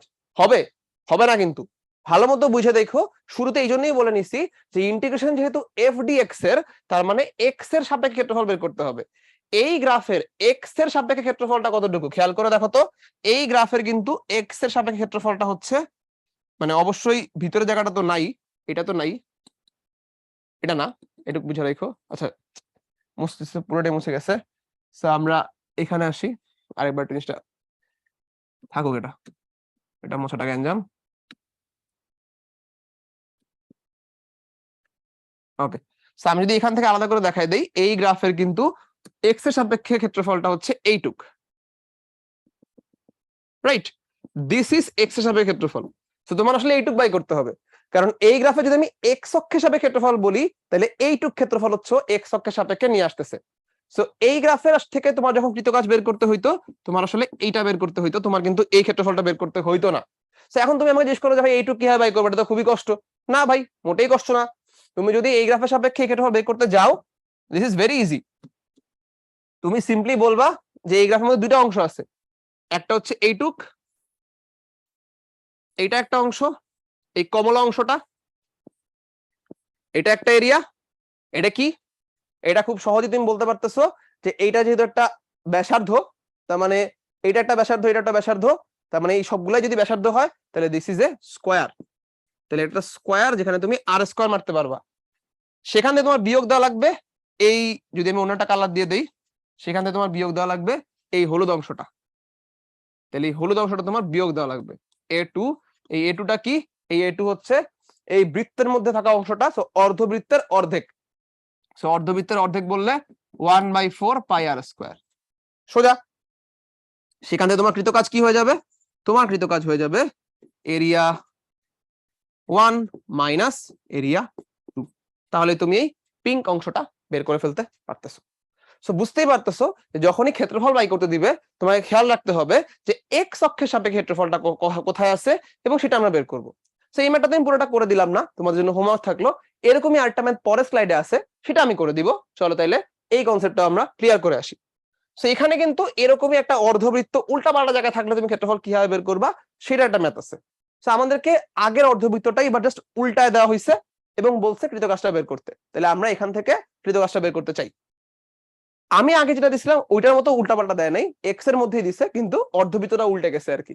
আমি যদি এখানে চিন্তা করি যে এক্স অক্ষের সাপেক্ষে আমার ক্ষেত্রফলটা কোথায় আছে, একটু ভালো মতো দেখলেই টের পাবা যে এক্স অক্ষের সাপেক্ষে এই গ্রাফটা যে ক্ষেত্রফলটা বানাইছে সেটা হচ্ছে এই অংশটা। এটা এক্স অক্ষের সাপেক্ষে ক্ষেত্রফল। শুধু এইটুক হলেও হতো, এতটুকুতেও থামে নাই, ও এখানেও আরো ক্ষেত্রফল বানাইছে, রাইট? সো আমাকে বের করতে হবে এই ক্ষেত্রফলটা। তাহলে যতটুকু অংশ আমি দাগাইছি এই পুরো অংশটার ক্ষেত্রফলটা আমার বের করার দরকার। তাহলে এই যে সবুজ অংশের ক্ষেত্রফল এটাই হচ্ছে আমার ওয়ার্ক। তাহলে আমি যদি এই ক্ষেত্রফলটা বের করতে চাই তাহলে আমাকে আবারও এরকম দুইটা ক্ষেত্রফল বানিয়ে নিতে হবে, একটা থেকে একটা বিয়োগ দিয়ে ক্ষেত্রফলটা বাই করতে হবে। তাহলে চলো আমরা সেটা করার চেষ্টা করি। এই কাজটা করার জন্য আমি একটু নাম দিব, এটাকে বললাম এ। আচ্ছা, এ নাম না দিয়ে এটাকে একটু ক্ষেত্রটাই আঁকি। এখানে আমাদের একটা ক্ষেত্র আছে এবং এই ক্ষেত্রটা কি রকম ক্ষেত্র সেটা তোমরা দেখেই বুঝে যাওয়া উচিত। এই ক্ষেত্রটা একটা কি বলে এটাকে, এই ক্ষেত্রটাকে বলা হচ্ছে আয়তক্ষেত্র, রাইট? আচ্ছা, এক সেকেন্ডের জন্য আমার রেক্ট্যাঙ্গেলের বাংলা মাথায় আসতেছিল না। সো দিস ইজ এ আয়তক্ষেত্র এবং এই আয়তক্ষেত্রের এরিয়াটাকে আমরা বলতেছি A1। এবার চিন্তা করে দেখো, আমার তো এই সবুজ ক্ষেত্রফলটা দরকার, তাহলে সবুজ ক্ষেত্রফলটা আয়তক্ষেত্রফলের থেকে কতটুকু কম? এই অর্ধবৃত্তের ক্ষেত্রফলটা কম। তাহলে আমি যদি আয়তক্ষেত্রের ক্ষেত্রফলটা বাই করে ফেলতে পারি তাহলে আয়তক্ষেত্রের ক্ষেত্রফল থেকে আমাকে বিয়োগ দিতে হবে এই অর্ধবৃত্তের ক্ষেত্রফলটা। সেই অর্ধবৃত্তের যে ক্ষেত্রফল, এই অর্ধবৃত্তের যে ক্ষেত্রফল সেটাকে আমি বলতেছি এরিয়া 2। তাহলে আমার সবুজ অংশের ক্ষেত্রফল যেটা আমার ওয়ার্ড ডান, সেই ওয়ার্ড ডানটা বেসিক্যালি আয়তক্ষেত্রের ক্ষেত্রফল থেকে অর্ধবৃত্তের ক্ষেত্রফলটা বিয়োগ দিলেই চলে আসবে। সো এই ম্যাথটা এখানে করে ফেলো, খুবই সিম্পল জিনিস। আমরা যদি ওয়ার্ড ডান বের করতে চাই বা কৃত কাজ বের করতে চাই সেটা হবে আয়তক্ষেত্রের ক্ষেত্রফল মাইনাস অর্ধবৃত্তের ক্ষেত্রফল। তাহলে আয়তক্ষেত্রের ক্ষেত্রফল কি? আয়তক্ষেত্রের ক্ষেত্রফল হচ্ছে দৈর্ঘ্য ইনটু প্রস্থ। তাহলে চলো আমরা একটু দেখি দৈর্ঘ্য আর প্রস্থটা কত। আমাদের এখানে দৈর্ঘ্যটা আছে এই জায়গা থেকে শুরু করে এই পর্যন্ত, রাইট? তাহলে এইটা হচ্ছে আমার আয়তক্ষেত্রের দৈর্ঘ্য, দিস ইজ 1/π। এটা একই সাথে আমার আয়তক্ষেত্রের দৈর্ঘ্য, একই সাথে অর্ধবৃত্তের ব্যাস। সো দুই জায়গায় আমরা এটা কাজে লাগাই ফেলতে পারবো। তাহলে আমরা এখান থেকে ইজিলি পেয়ে যাচ্ছি যে আয়তক্ষেত্রের যে দৈর্ঘ্য, আমি যদি এটাকে এইভাবে দিই, আয়তক্ষেত্রের ক্ষেত্রে ওর দৈর্ঘ্যটা হচ্ছে 1/π, আর ওর প্রস্থটা আমরা কত পাচ্ছি? ওর প্রস্থটা আমরা পাচ্ছি হচ্ছে এইটুক। তাহলে এটা কতটুকু? এটা হচ্ছে এখান থেকে এই পর্যন্ত। আমি যদি এভাবে দেখাই দিই, যেটা হচ্ছে এখান থেকে এই পর্যন্ত এবং দিস ইজ অলসো এইটুকের সমান, রাইট? তো এইটা যদি সমান হয় তাহলে এইটা হচ্ছে আমার কাছে ব্যাসার্ধের সমান। তাহলে ব্যাসার্ধটা কতটুকু? আর। সো আর হচ্ছে এইটার অর্ধেক। আমি খুব ইজিলি বলতে পারবো যে আমার অর্ধবৃত্তের ব্যাসার্ধ যা সেটাই কিন্তু আমার আয়তক্ষেত্রের প্রস্থ। তাহলে আয়তক্ষেত্রের প্রস্থ আমি যদি উইডথ বলি, উইডথ বললে তো ডব্লিউ হয়ে যাবে, এটাকে এল বলে বি বললাম, যাও বি হচ্ছে ব্যাসার্ধের সমান, দ্যাট ইজ 1/2π। এবং আমার অর্ধবৃত্তের জন্য হিসাব নিকাশটা কেমন? অর্ধবৃত্তের জন্য হিসাব নিকাশটা হচ্ছে ওর একটা হিসাব আছে আর, এন্ড দ্যাট ইজ 1/2π। আমরা আগের ম্যাথে এটা করে আসছিলাম। তো এখন এখানে আমি বসাই দেই, তাহলে আয়তক্ষেত্রের ক্ষেত্রে দৈর্ঘ্য ইনটু প্রস্থ আসবে হচ্ছে আমার কাছে 1/π ইনটু 1/2π, এবং অর্ধবৃত্তের ক্ষেত্রে আমার কাছে আসবে হাফ ইনটু পাই ইনটু আর স্কোয়ার। তাহলে আর স্কোয়ার। তাহলে এখানে আমরা কি পাচ্ছি? এখানে আমরা পাচ্ছি 1/2π স্কোয়ার মাইনাস এখানে আমরা পাচ্ছি 1/8π। আগের ম্যাথের এক্সপিরিয়েন্স থেকে বলে দিলাম। তাহলে এই জিনিসটা বিয়োগ করলে যা আসবে সেটাই আমাদের কৃত কাজ। একটু কষ্ট করে বিয়োগ করে দেখতে পারো, আমি জাস্ট নাকি অ্যান্সারটা লিখে দিব, থাকতে তোমাদের জন্য অ্যান্সারটা লিখেই দেই। So this is 1/2π square minus 1/8π 8 pi. সেটা আমাদের কাছে আসতেছে হচ্ছে 0.011 জুল। সেটা আমাদের কাছে আসতেছে 0.011 জুল। তো বুঝতেই পারতেছো এই ধরনের কৃতকাজ বের করাও কিন্তু আসলে খুব একটা কঠিন না। জাস্ট তোমাকে সুন্দর মতো বুঝতে হবে যে আমার কোন ক্ষেত্রফলটা দরকার, এইটা প্রথমে আইডেন্টিফাই করতে হবে যে আমাকে এক্স অক্ষের সাপেক্ষে ক্ষেত্রফলটা বাই করতে বলছে। তারপর তোমরা খুব ভালো ম্যাথমেটিক্স অলরেডি পারো যে এক্স অক্ষের সাপেক্ষে ক্ষেত্রফলটা আসলে কোনটা, এবং সেটা আমরা কিভাবে বের করব সেই প্রসেসটা ফলো করলেই এই ম্যাথগুলো খুব সহজে পারা সম্ভব। ওকে, সো হোপফুলি গ্রাফ থেকে কৃতকাজ বের করা তোমাদের মোটামুটি ক্লিয়ার। তো মধ্যবিত্ত টাইপের জিনিসপাতি আসলে কি করবা সবাই জেনে গেছো। চলো তাহলে আমরা সামনের ম্যাথে যাই। এবার আমাদের আছে যে একটা স্প্রিং এর মধ্যে ধাক্কা দিব। স্প্রিং এর মধ্যে ধাক্কা দেওয়ার তো প্রচুর প্রচুর ম্যাথ তোমরা ইতিমধ্যেই করে ফেলছো। আমরা বিভিন্ন জিনিস থেকে জায়গা থেকে বস্তু ফালাই দেই এবং স্প্রিং এর মধ্যে ধাক্কা দেই। এই ম্যাথটা একটু স্পেশাল, কারণ এই ম্যাথে আমাকে একটা জিনিস এভাবে ফালাই দিছে, ও স্লাইড করে সামনে গিয়ে বাড়ি দিতেছে। তোমাদের অনেকেরই মাথায় আসবে যে ভাই ও যখন যাচ্ছে এখানে তো গতিশক্তি আসবে, গতিশক্তি আসলে ত্বরণ মরণ হবে কিনা, সেখান থেকে বাড়ি দিলে কি হবে। ছবিটা দেখে একটু কনফিউজিং লাগে। ছবি দেখে যেহেতু কনফিউজিং লাগে, সেই কনফিউশনটা দূর করার জন্য আমি এখানে আসছি এবং এই জিনিসটা একদম ক্লিয়ার করে দিই। সো আমরা যখন 8 কেজি ভরের একটা বস্তুকে এই 6.3 মিটার হাইট থেকে ফালাচ্ছি,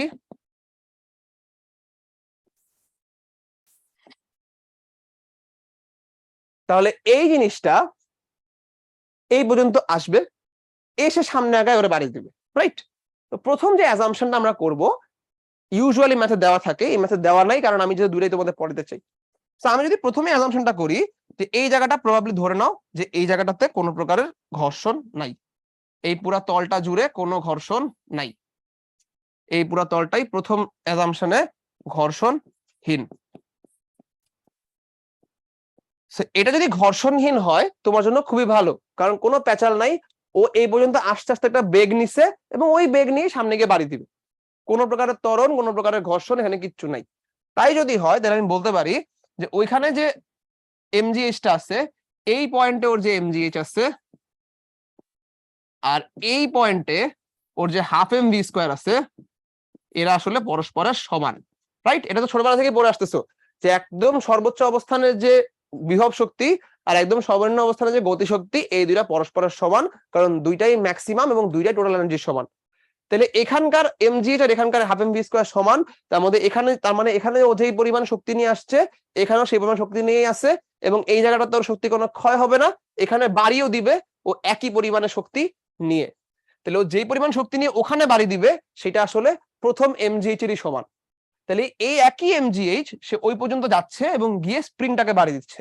তাহলে আমি স্প্রিংটাকে বাড়ি দিচ্ছি একটা এমজিএইচ দিয়ে, এবং এই বাড়ির কারণে স্প্রিং হবে সংকুচিত, তাহলে স্প্রিং এর সংকোচনের শক্তি হচ্ছে হাফ কে এক্স স্কোয়ার। শক্তির কোনো ক্ষয় নাই, বিনাশ নাই, তুমি যে পরিমাণ শক্তি ওকে দিবা সেই পরিমাণ শক্তিও ইউজ করবে। তার মানে ব্যবহৃত শক্তি ইজ ইকুয়াল টু কৃত কাজ। আমি যে শক্তিটা ক্ষয় করে ফেলতেছি এখানে বাড়ি দেওয়া শক্তিটা হারায় ফেলতেছি, সেই পরিমাণ শক্তি দিয়েই ও সংকোচনটা করবে। So MG is equal to half K x square. এখান থেকে আমরা খুব আরাম করে এক্সটা বের করে ফেলতে পারবো। এখানে একটা মজার ব্যাপার আছে। একটা মজার ব্যাপার হচ্ছে এই এক্স যখন আমি বাই করতেছি তখন এটাকে আমি ঘর্ষণহীন কেন ধরে নিলাম? আমি ঘর্ষণহীন ধরে নিলাম কারণ তোমাকে বাই করতে বলছে সর্বোচ্চ সংকোচন। আমি যদি ঘর্ষণহীন ধরি তাহলেই ওর কোনো প্রকার শক্তি ক্ষয় হবে না এবং তখনই আমাকে সর্বোচ্চ সংকোচন দিবে। যদি ঘর্ষণ থাকতো তাহলে সর্বোচ্চ সংকোচনের থেকে একটু কম সংকোচন হতো। আচ্ছা, সেটা বাই করে ফেলি। এখানে আমাদের কাছে আসবে তাহলে 2 এ পাশ চলে যাবে। So this is 2 mgh by k সাথে একটা হোল রুট। তাহলে পুরোটার মধ্যে হিসাব নিকাশ বসায় দাও। তাহলে আমাদের এখানে আসতেছে 2 m হচ্ছে 8 কেজি, g হচ্ছে 9.8, h কত 6.3 ডিভাইডেড বাই k। k কত দেওয়া আছে? k দেওয়া আছে আমার কাছে 63। আচ্ছা, তো 9.8 এখানে বসানো যাবে না কারণ আমাদেরকে খুব সূক্ষ্ম করে বলে দিয়েছে যে 10 ধরতে। তার মধ্যে 10 ধরে নিই তাহলে আরো ভালো। এই হয়ে গেল আমাদের হিসাব নিকাশ। এটা আসলে ক্যালকুলেটরও লাগে না, কাটাকাটি করেই করা যাবে। সো 6.3 আর 63 কাটলে এখানে 10, 10 আর 10 কাটলে কিছু নাই। তাহলে 2 into 8 রুট ওভার, তার মানে root over 16, that is 4 metre. এখন যদি এই জায়গার মধ্যে সর্বোচ্চ সংকোচন বাই করতে না বলতো, ঘর্ষণ দেওয়া থাকতো, তখন কি করতা? আমি যদি বলি এই জিনিসটা কিন্তু এতটাও কঠিন না, ঠিক আছে? সো আমরা যদি এইভাবে বলি যে মনে করো এই রাস্তাটার মধ্যে একটা ঘর্ষণ গুণাঙ্ক দেওয়া আছে, ধরো, তাহলে এই রাস্তায় যদি ঘর্ষণ গুণাঙ্ক দেওয়া থাকে, তোমাকে বের করতে হবে যে এইখান থেকে যখন ও নিচে আসছে তখন ওর বেগটা কত, এবং তারপরে তুমি এই ঘর্ষণ গুণাঙ্ক দিয়ে যে ঘর্ষণ বলটা পাবা, সেই ঘর্ষণ বল থেকে তোমাকে বের করতে হবে একটা এইখানের বেগ থেকে এইখানের আস্তে আস্তে ওর বেগ কতটুকু কমতেছে। এই তোমাকে আলটিমেট টার্গেট যদি ঘর্ষণ থাকতো, সেক্ষেত্রে তুমি বের করতে এই জায়গার বেগ, এই জায়গার বেগ বের করে তুমি এখানে বসাইতা যে ভাই আমি হাফ এম ভি স্কয়ার পরিমাণ গতিশক্তি দিয়ে বাড়ি দিছি, হাফ কে এক্স স্কয়ার সংকোচন হয়েছে, তাহলে এক্স কত। এই হচ্ছে সিম্পল ব্যাপার। তো যখন আমরা ঘর্ষণ ওয়ালা কোনো ম্যাথ করতে যাব, যেটা তোমাদের এখন পর্যন্ত আসার কোনো সম্ভাবনা আমি দেখে এত ভালো মতো করাচ্ছি না, বা যেহেতু কথাটা বলছি তাহলে প্রশ্নটা অ্যান্সার করে দেওয়াটা আমারই দায়িত্ব। যদি ঘর্ষণ থাকতো এই জায়গায়, তখন তুমি বের করতা এই জায়গার বেগ তোমার কাছে দেওয়াই আছে, এই জায়গার বেগটা তোমাকে বের করে নিতে হতো। এইটুকুই ম্যাথটা হইতো, জাস্ট ডিফারেন্ট, এর বেশি কিছু হতো না। আচ্ছা, হোপফুলি এখানে যেটা দেওয়া আছে এটার অ্যান্সার তোমরা পেয়ে গেছো, ঘর্ষণ থাকলে কি করতে হবে সেটারও হিন্ট পেয়ে গেছো। চলো তাহলে আমরা সামনের ম্যাথে যাই। এইটা হচ্ছে আইআইটির একটা ম্যাথে কম বেশি এরকমই যেটা দেওয়া ছিল, জাস্ট আইআইটির ম্যাথটা হচ্ছে এই জায়গায় আমরা 1/4 পরিমাণে দিছি, এই যে 1/4 দিছি, আইআইটির ম্যাথে হচ্ছে 1/3 ছিল।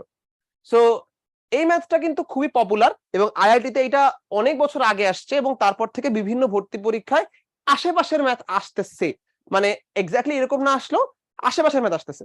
সো আমরা ধরে নিছি যে এই ধরনের টাইপটা তোমাদের জন্য ইম্পর্টেন্ট এবং আইআইটির ম্যাথ হলো তোমাদের এটা করা দরকার। তো চলো আমরা করি।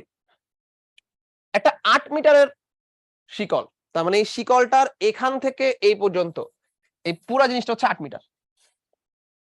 এই শিকলের আলহামদুলিল্লাহ 1/4 টেবিল থেকে ঝুলে আছে। সো টেবিলটা যদি তোমার মানে যদি 8 মিটার একটা সুতা হয়, মানে শিকল হয়, আমি প্রথমে একটু তার দৈর্ঘ্যটা একটু মার্ক করে নেই। বললাম শিকলটার দৈর্ঘ্য হচ্ছে এল। শিকলের দৈর্ঘ্য যদি এল হয়, তাহলে এখানে ঝুলে আছে কতটুকু? এখানে ঝুলে আছে L/4। এটা প্রথমে বোঝা দরকার যে L/4 অংশ ঝুলে আছে। তাহলে L/4 অংশ যদি ঝুলে থাকে, তাহলে ওই L/4 অংশের ভর কত? আমরা কিন্তু ইতিমধ্যেই জানি যে আমার শিকলটার কিন্তু পুরাটা জুড়ে একটা ভর থাকে না, রাইট? শিকলটার প্রতিটা অংশের ভর আছে কিন্তু আলাদা আলাদা করে। তাহলে এই L/4 অংশ যে ঝুলে আছে, এই ঝুলে থাকা অংশের ভর কিন্তু পুরা শিকলের ভরের সমান হবে না, তার 4/1 হবে। আচ্ছা, আমি যদি ওটুকু অংশের ভর বের করে নেই, তাহলে ঝুলে থাকা অংশের যে ভর সেটা হচ্ছে পুরা শিকলের ভরের 4/1 তাহলে m prime is equal two m/4। সম্পূর্ণ শিকলের ভর বলা আছে 16 কেজি, তাহলে ঝুলে থাকা অংশের ভর হচ্ছে আমার কাছে, আচ্ছা আপাতত এটা m/4ই থাকুক, সমস্যা নেই। এবার আসো, ঝুলে থাকা অংশের দৈর্ঘ্য কত এটা আমি অলরেডি জানি। আমি জানি ঝুলে থাকা অংশের যে দৈর্ঘ্য সেটা হচ্ছে L/4। আমাকে এই ঝুলে থাকা অংশ নিয়ে কি করতে বলছে? আমাকে বলছে ঝুলে থাকা অংশটা টেবিলের উপর উঠাবো এবং এই টেবিলের উপর উঠাইতে কৃত কাজ কত হবে।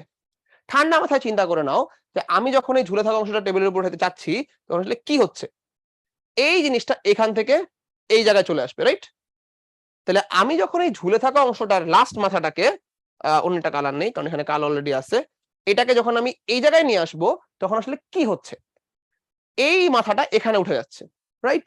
এই মাথাটা একটা বেশ সরণ হচ্ছে, এই মাথাটা সরণ হচ্ছে পুরা L/4। এই মাথাটা সরণ কি একরকম হচ্ছে? না, এই মাথাটা সরণ এইটুকু হচ্ছে, তাহলে L/4 এর থেকে কম। এইটুকু হচ্ছে L/4, ওর সরণ আরেকটু কম। উপরের মাথা আরেকটু কম সরণ হচ্ছে, তার উপরের মাথা আরেকটু কম সরণ হচ্ছে। একদম যেটা এখানেই আছে ওর তো কোনো সরণই হচ্ছে না, ও এখানেই বসে আছে, কারণ পুরা চেনটাই উঠানোর পরে এখানে চলে আসবে, রাইট? এই জিনিসটা এখান থেকে উঠে এই জায়গায় এসে পড়বে, ওর হাইট হয়ে যাবে এই জায়গায়।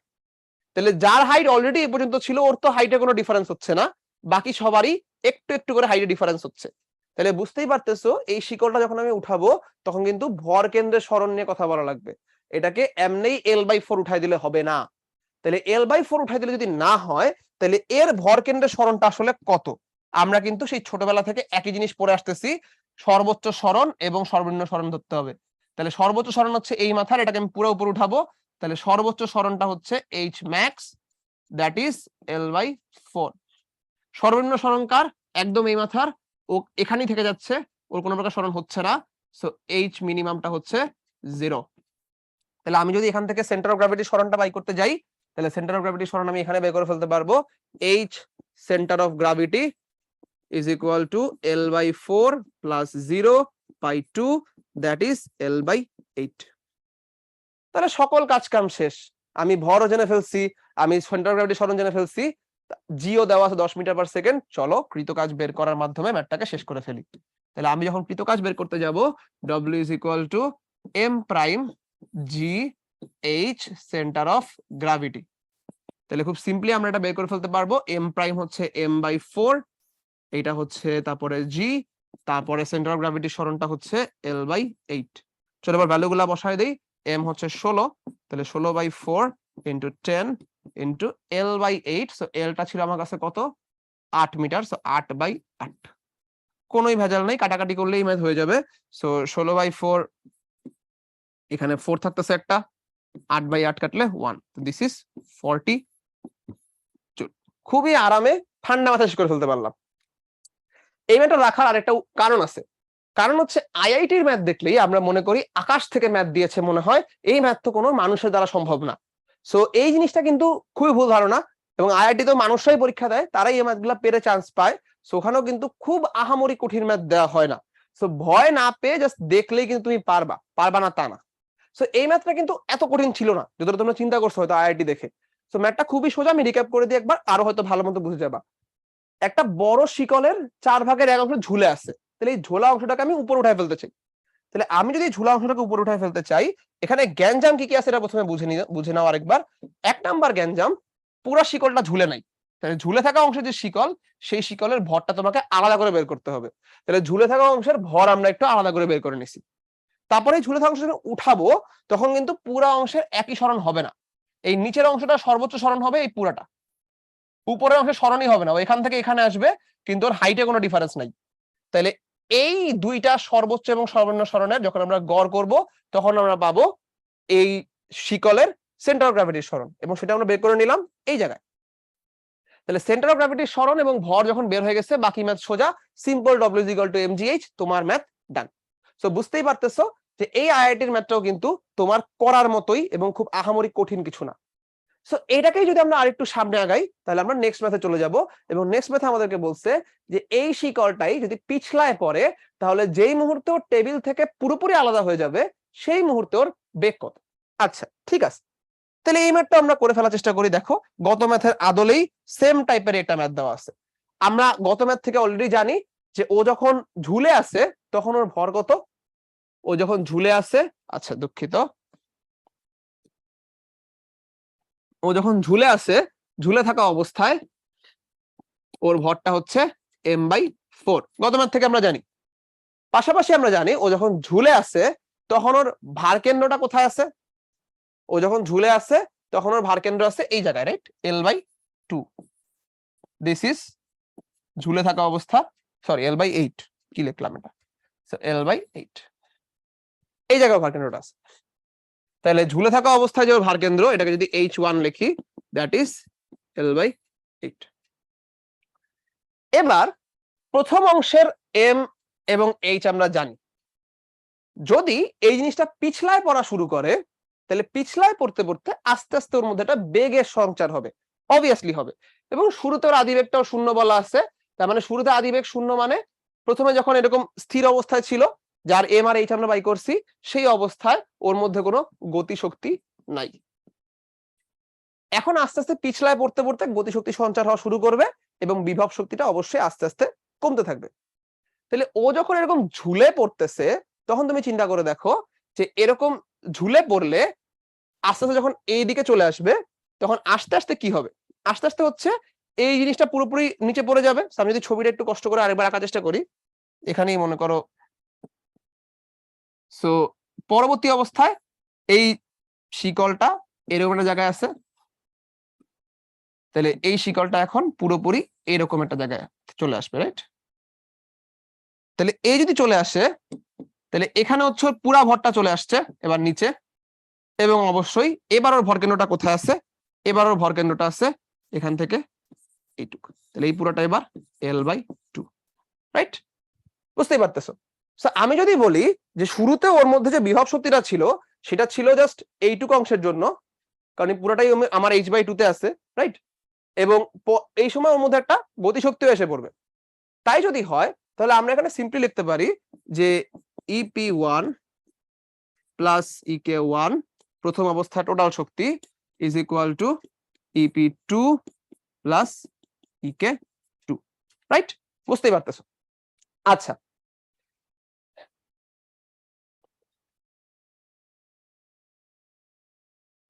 আমরা হচ্ছে এইভাবেই সুন্দর করে শক্তির ইকুয়েশনটা লিখে ফেললাম যে শুরুতে টোটাল শক্তি এবং শেষে টোটাল শক্তিটা সেম থাকবে। আচ্ছা, তাহলে আমাকে শুরুতেই তোমরা বুঝে ফেলতেছো যে EK1 টা কিন্তু সুন্দর করে এখানে 0 আছে এবং EK2 এর মধ্যে থেকে আমার দরকার V বাই করা। তাহলে আমার EP1 আর EP2 টা এই ইনফরমেশন গুলো থেকে বাই করতে হবে। তাহলে চলো আমরা একটু বিভব শক্তিগুলো বের করে ফেলি। সবাই আমরা জানি যে বিভব শক্তি বের করতে হলে একটা রেফারেন্স লাগে, একটা কাঠামো লাগে, যে কাঠামোর সাপেক্ষে তুমি বিভব শক্তি বের করবা, উপরে আছে না নিচে আছে সেই হিসাব করে। এবং আমরা এটাও জানি যে বিভব শক্তি 0 প্লাস মাইনাস সব হইতে পারে। কাঠামোর তুমি উপরে চলে যাও তাহলে প্লাস, কাঠামোর তুমি নিচে চলে আসছো তাহলে মাইনাস, কাঠামোর সাথে থাকো তাহলে 0।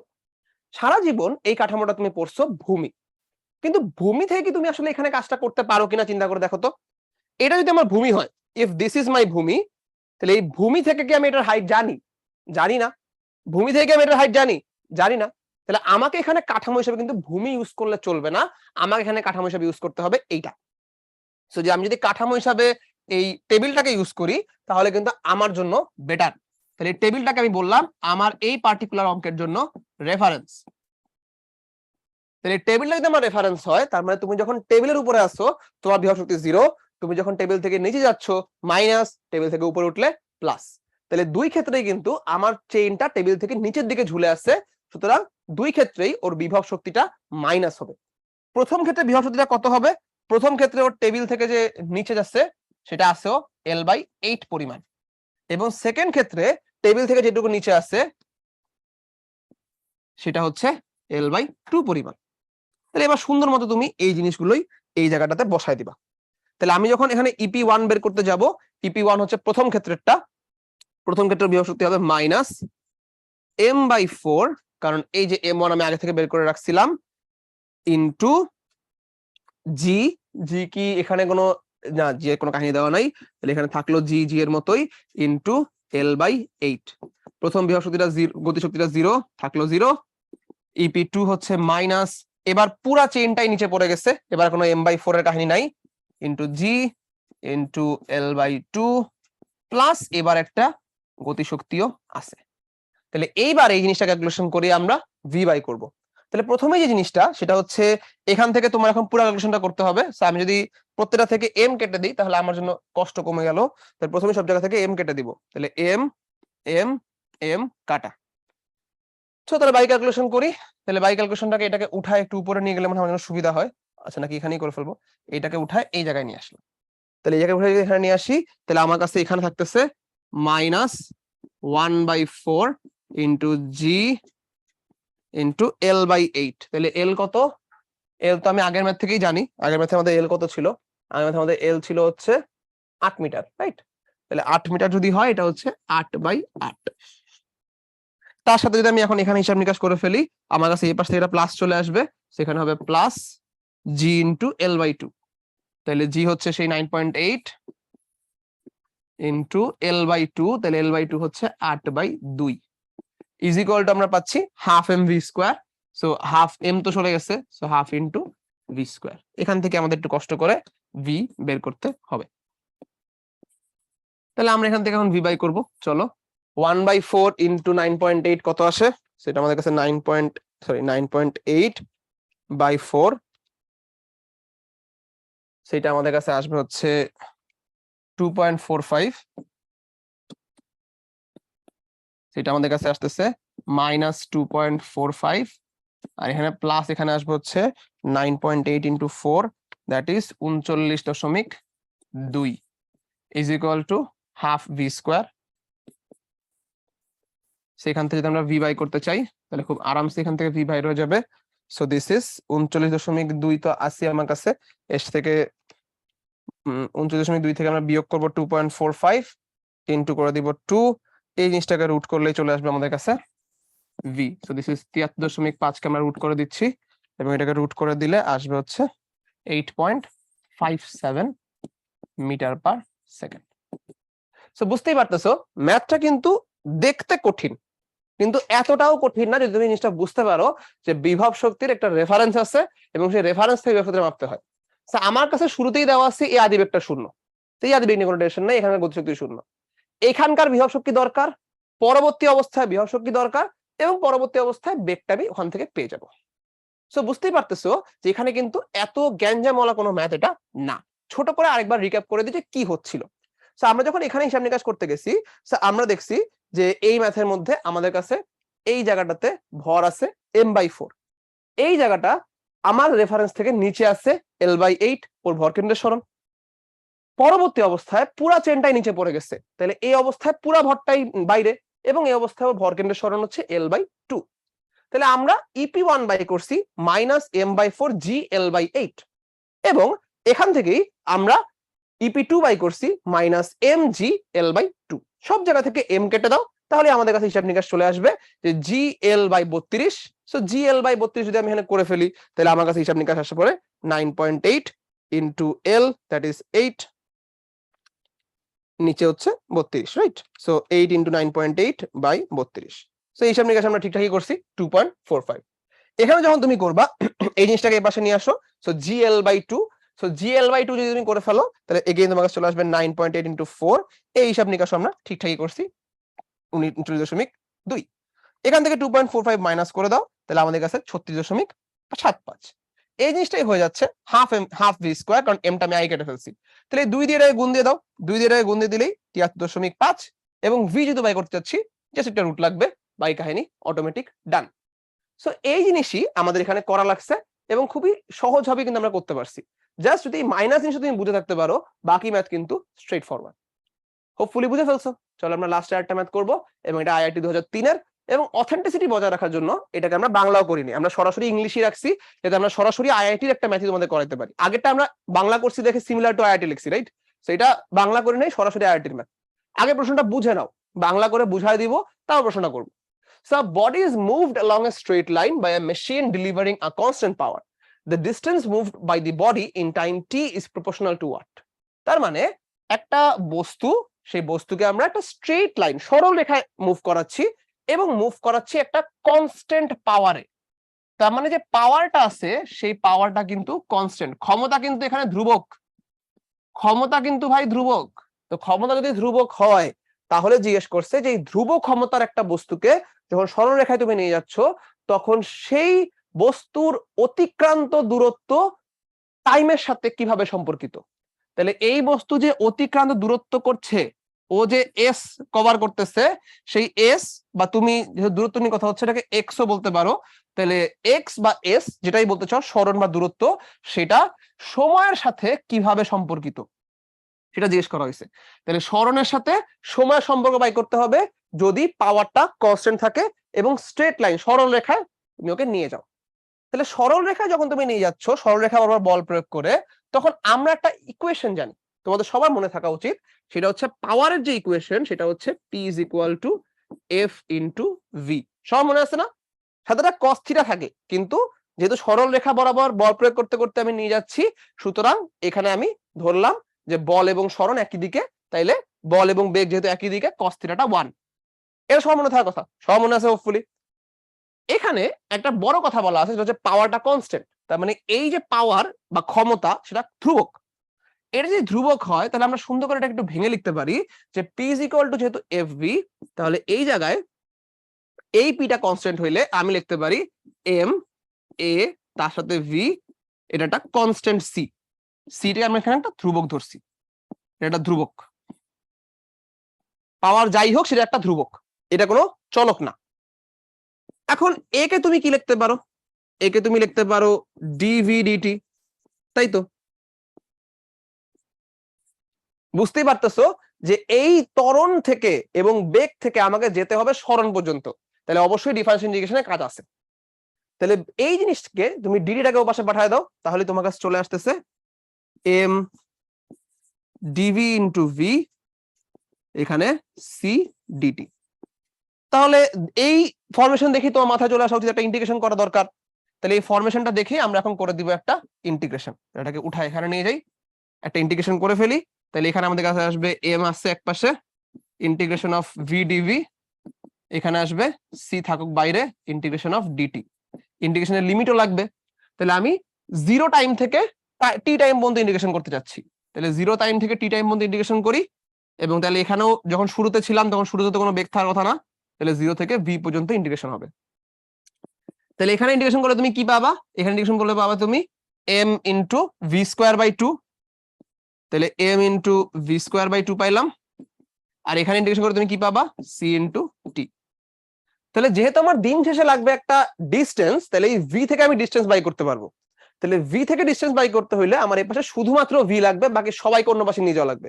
তাহলে শুধুমাত্র ভি রেখে বাকি সবাইকে অন্য পাশে নিয়ে যাও। তাহলে শুধুমাত্র একটা ভি রাখতে চাচ্ছি, আপাতত ভি স্কোয়ারই থাকুক এখানে। তাহলে 2ct বাই m।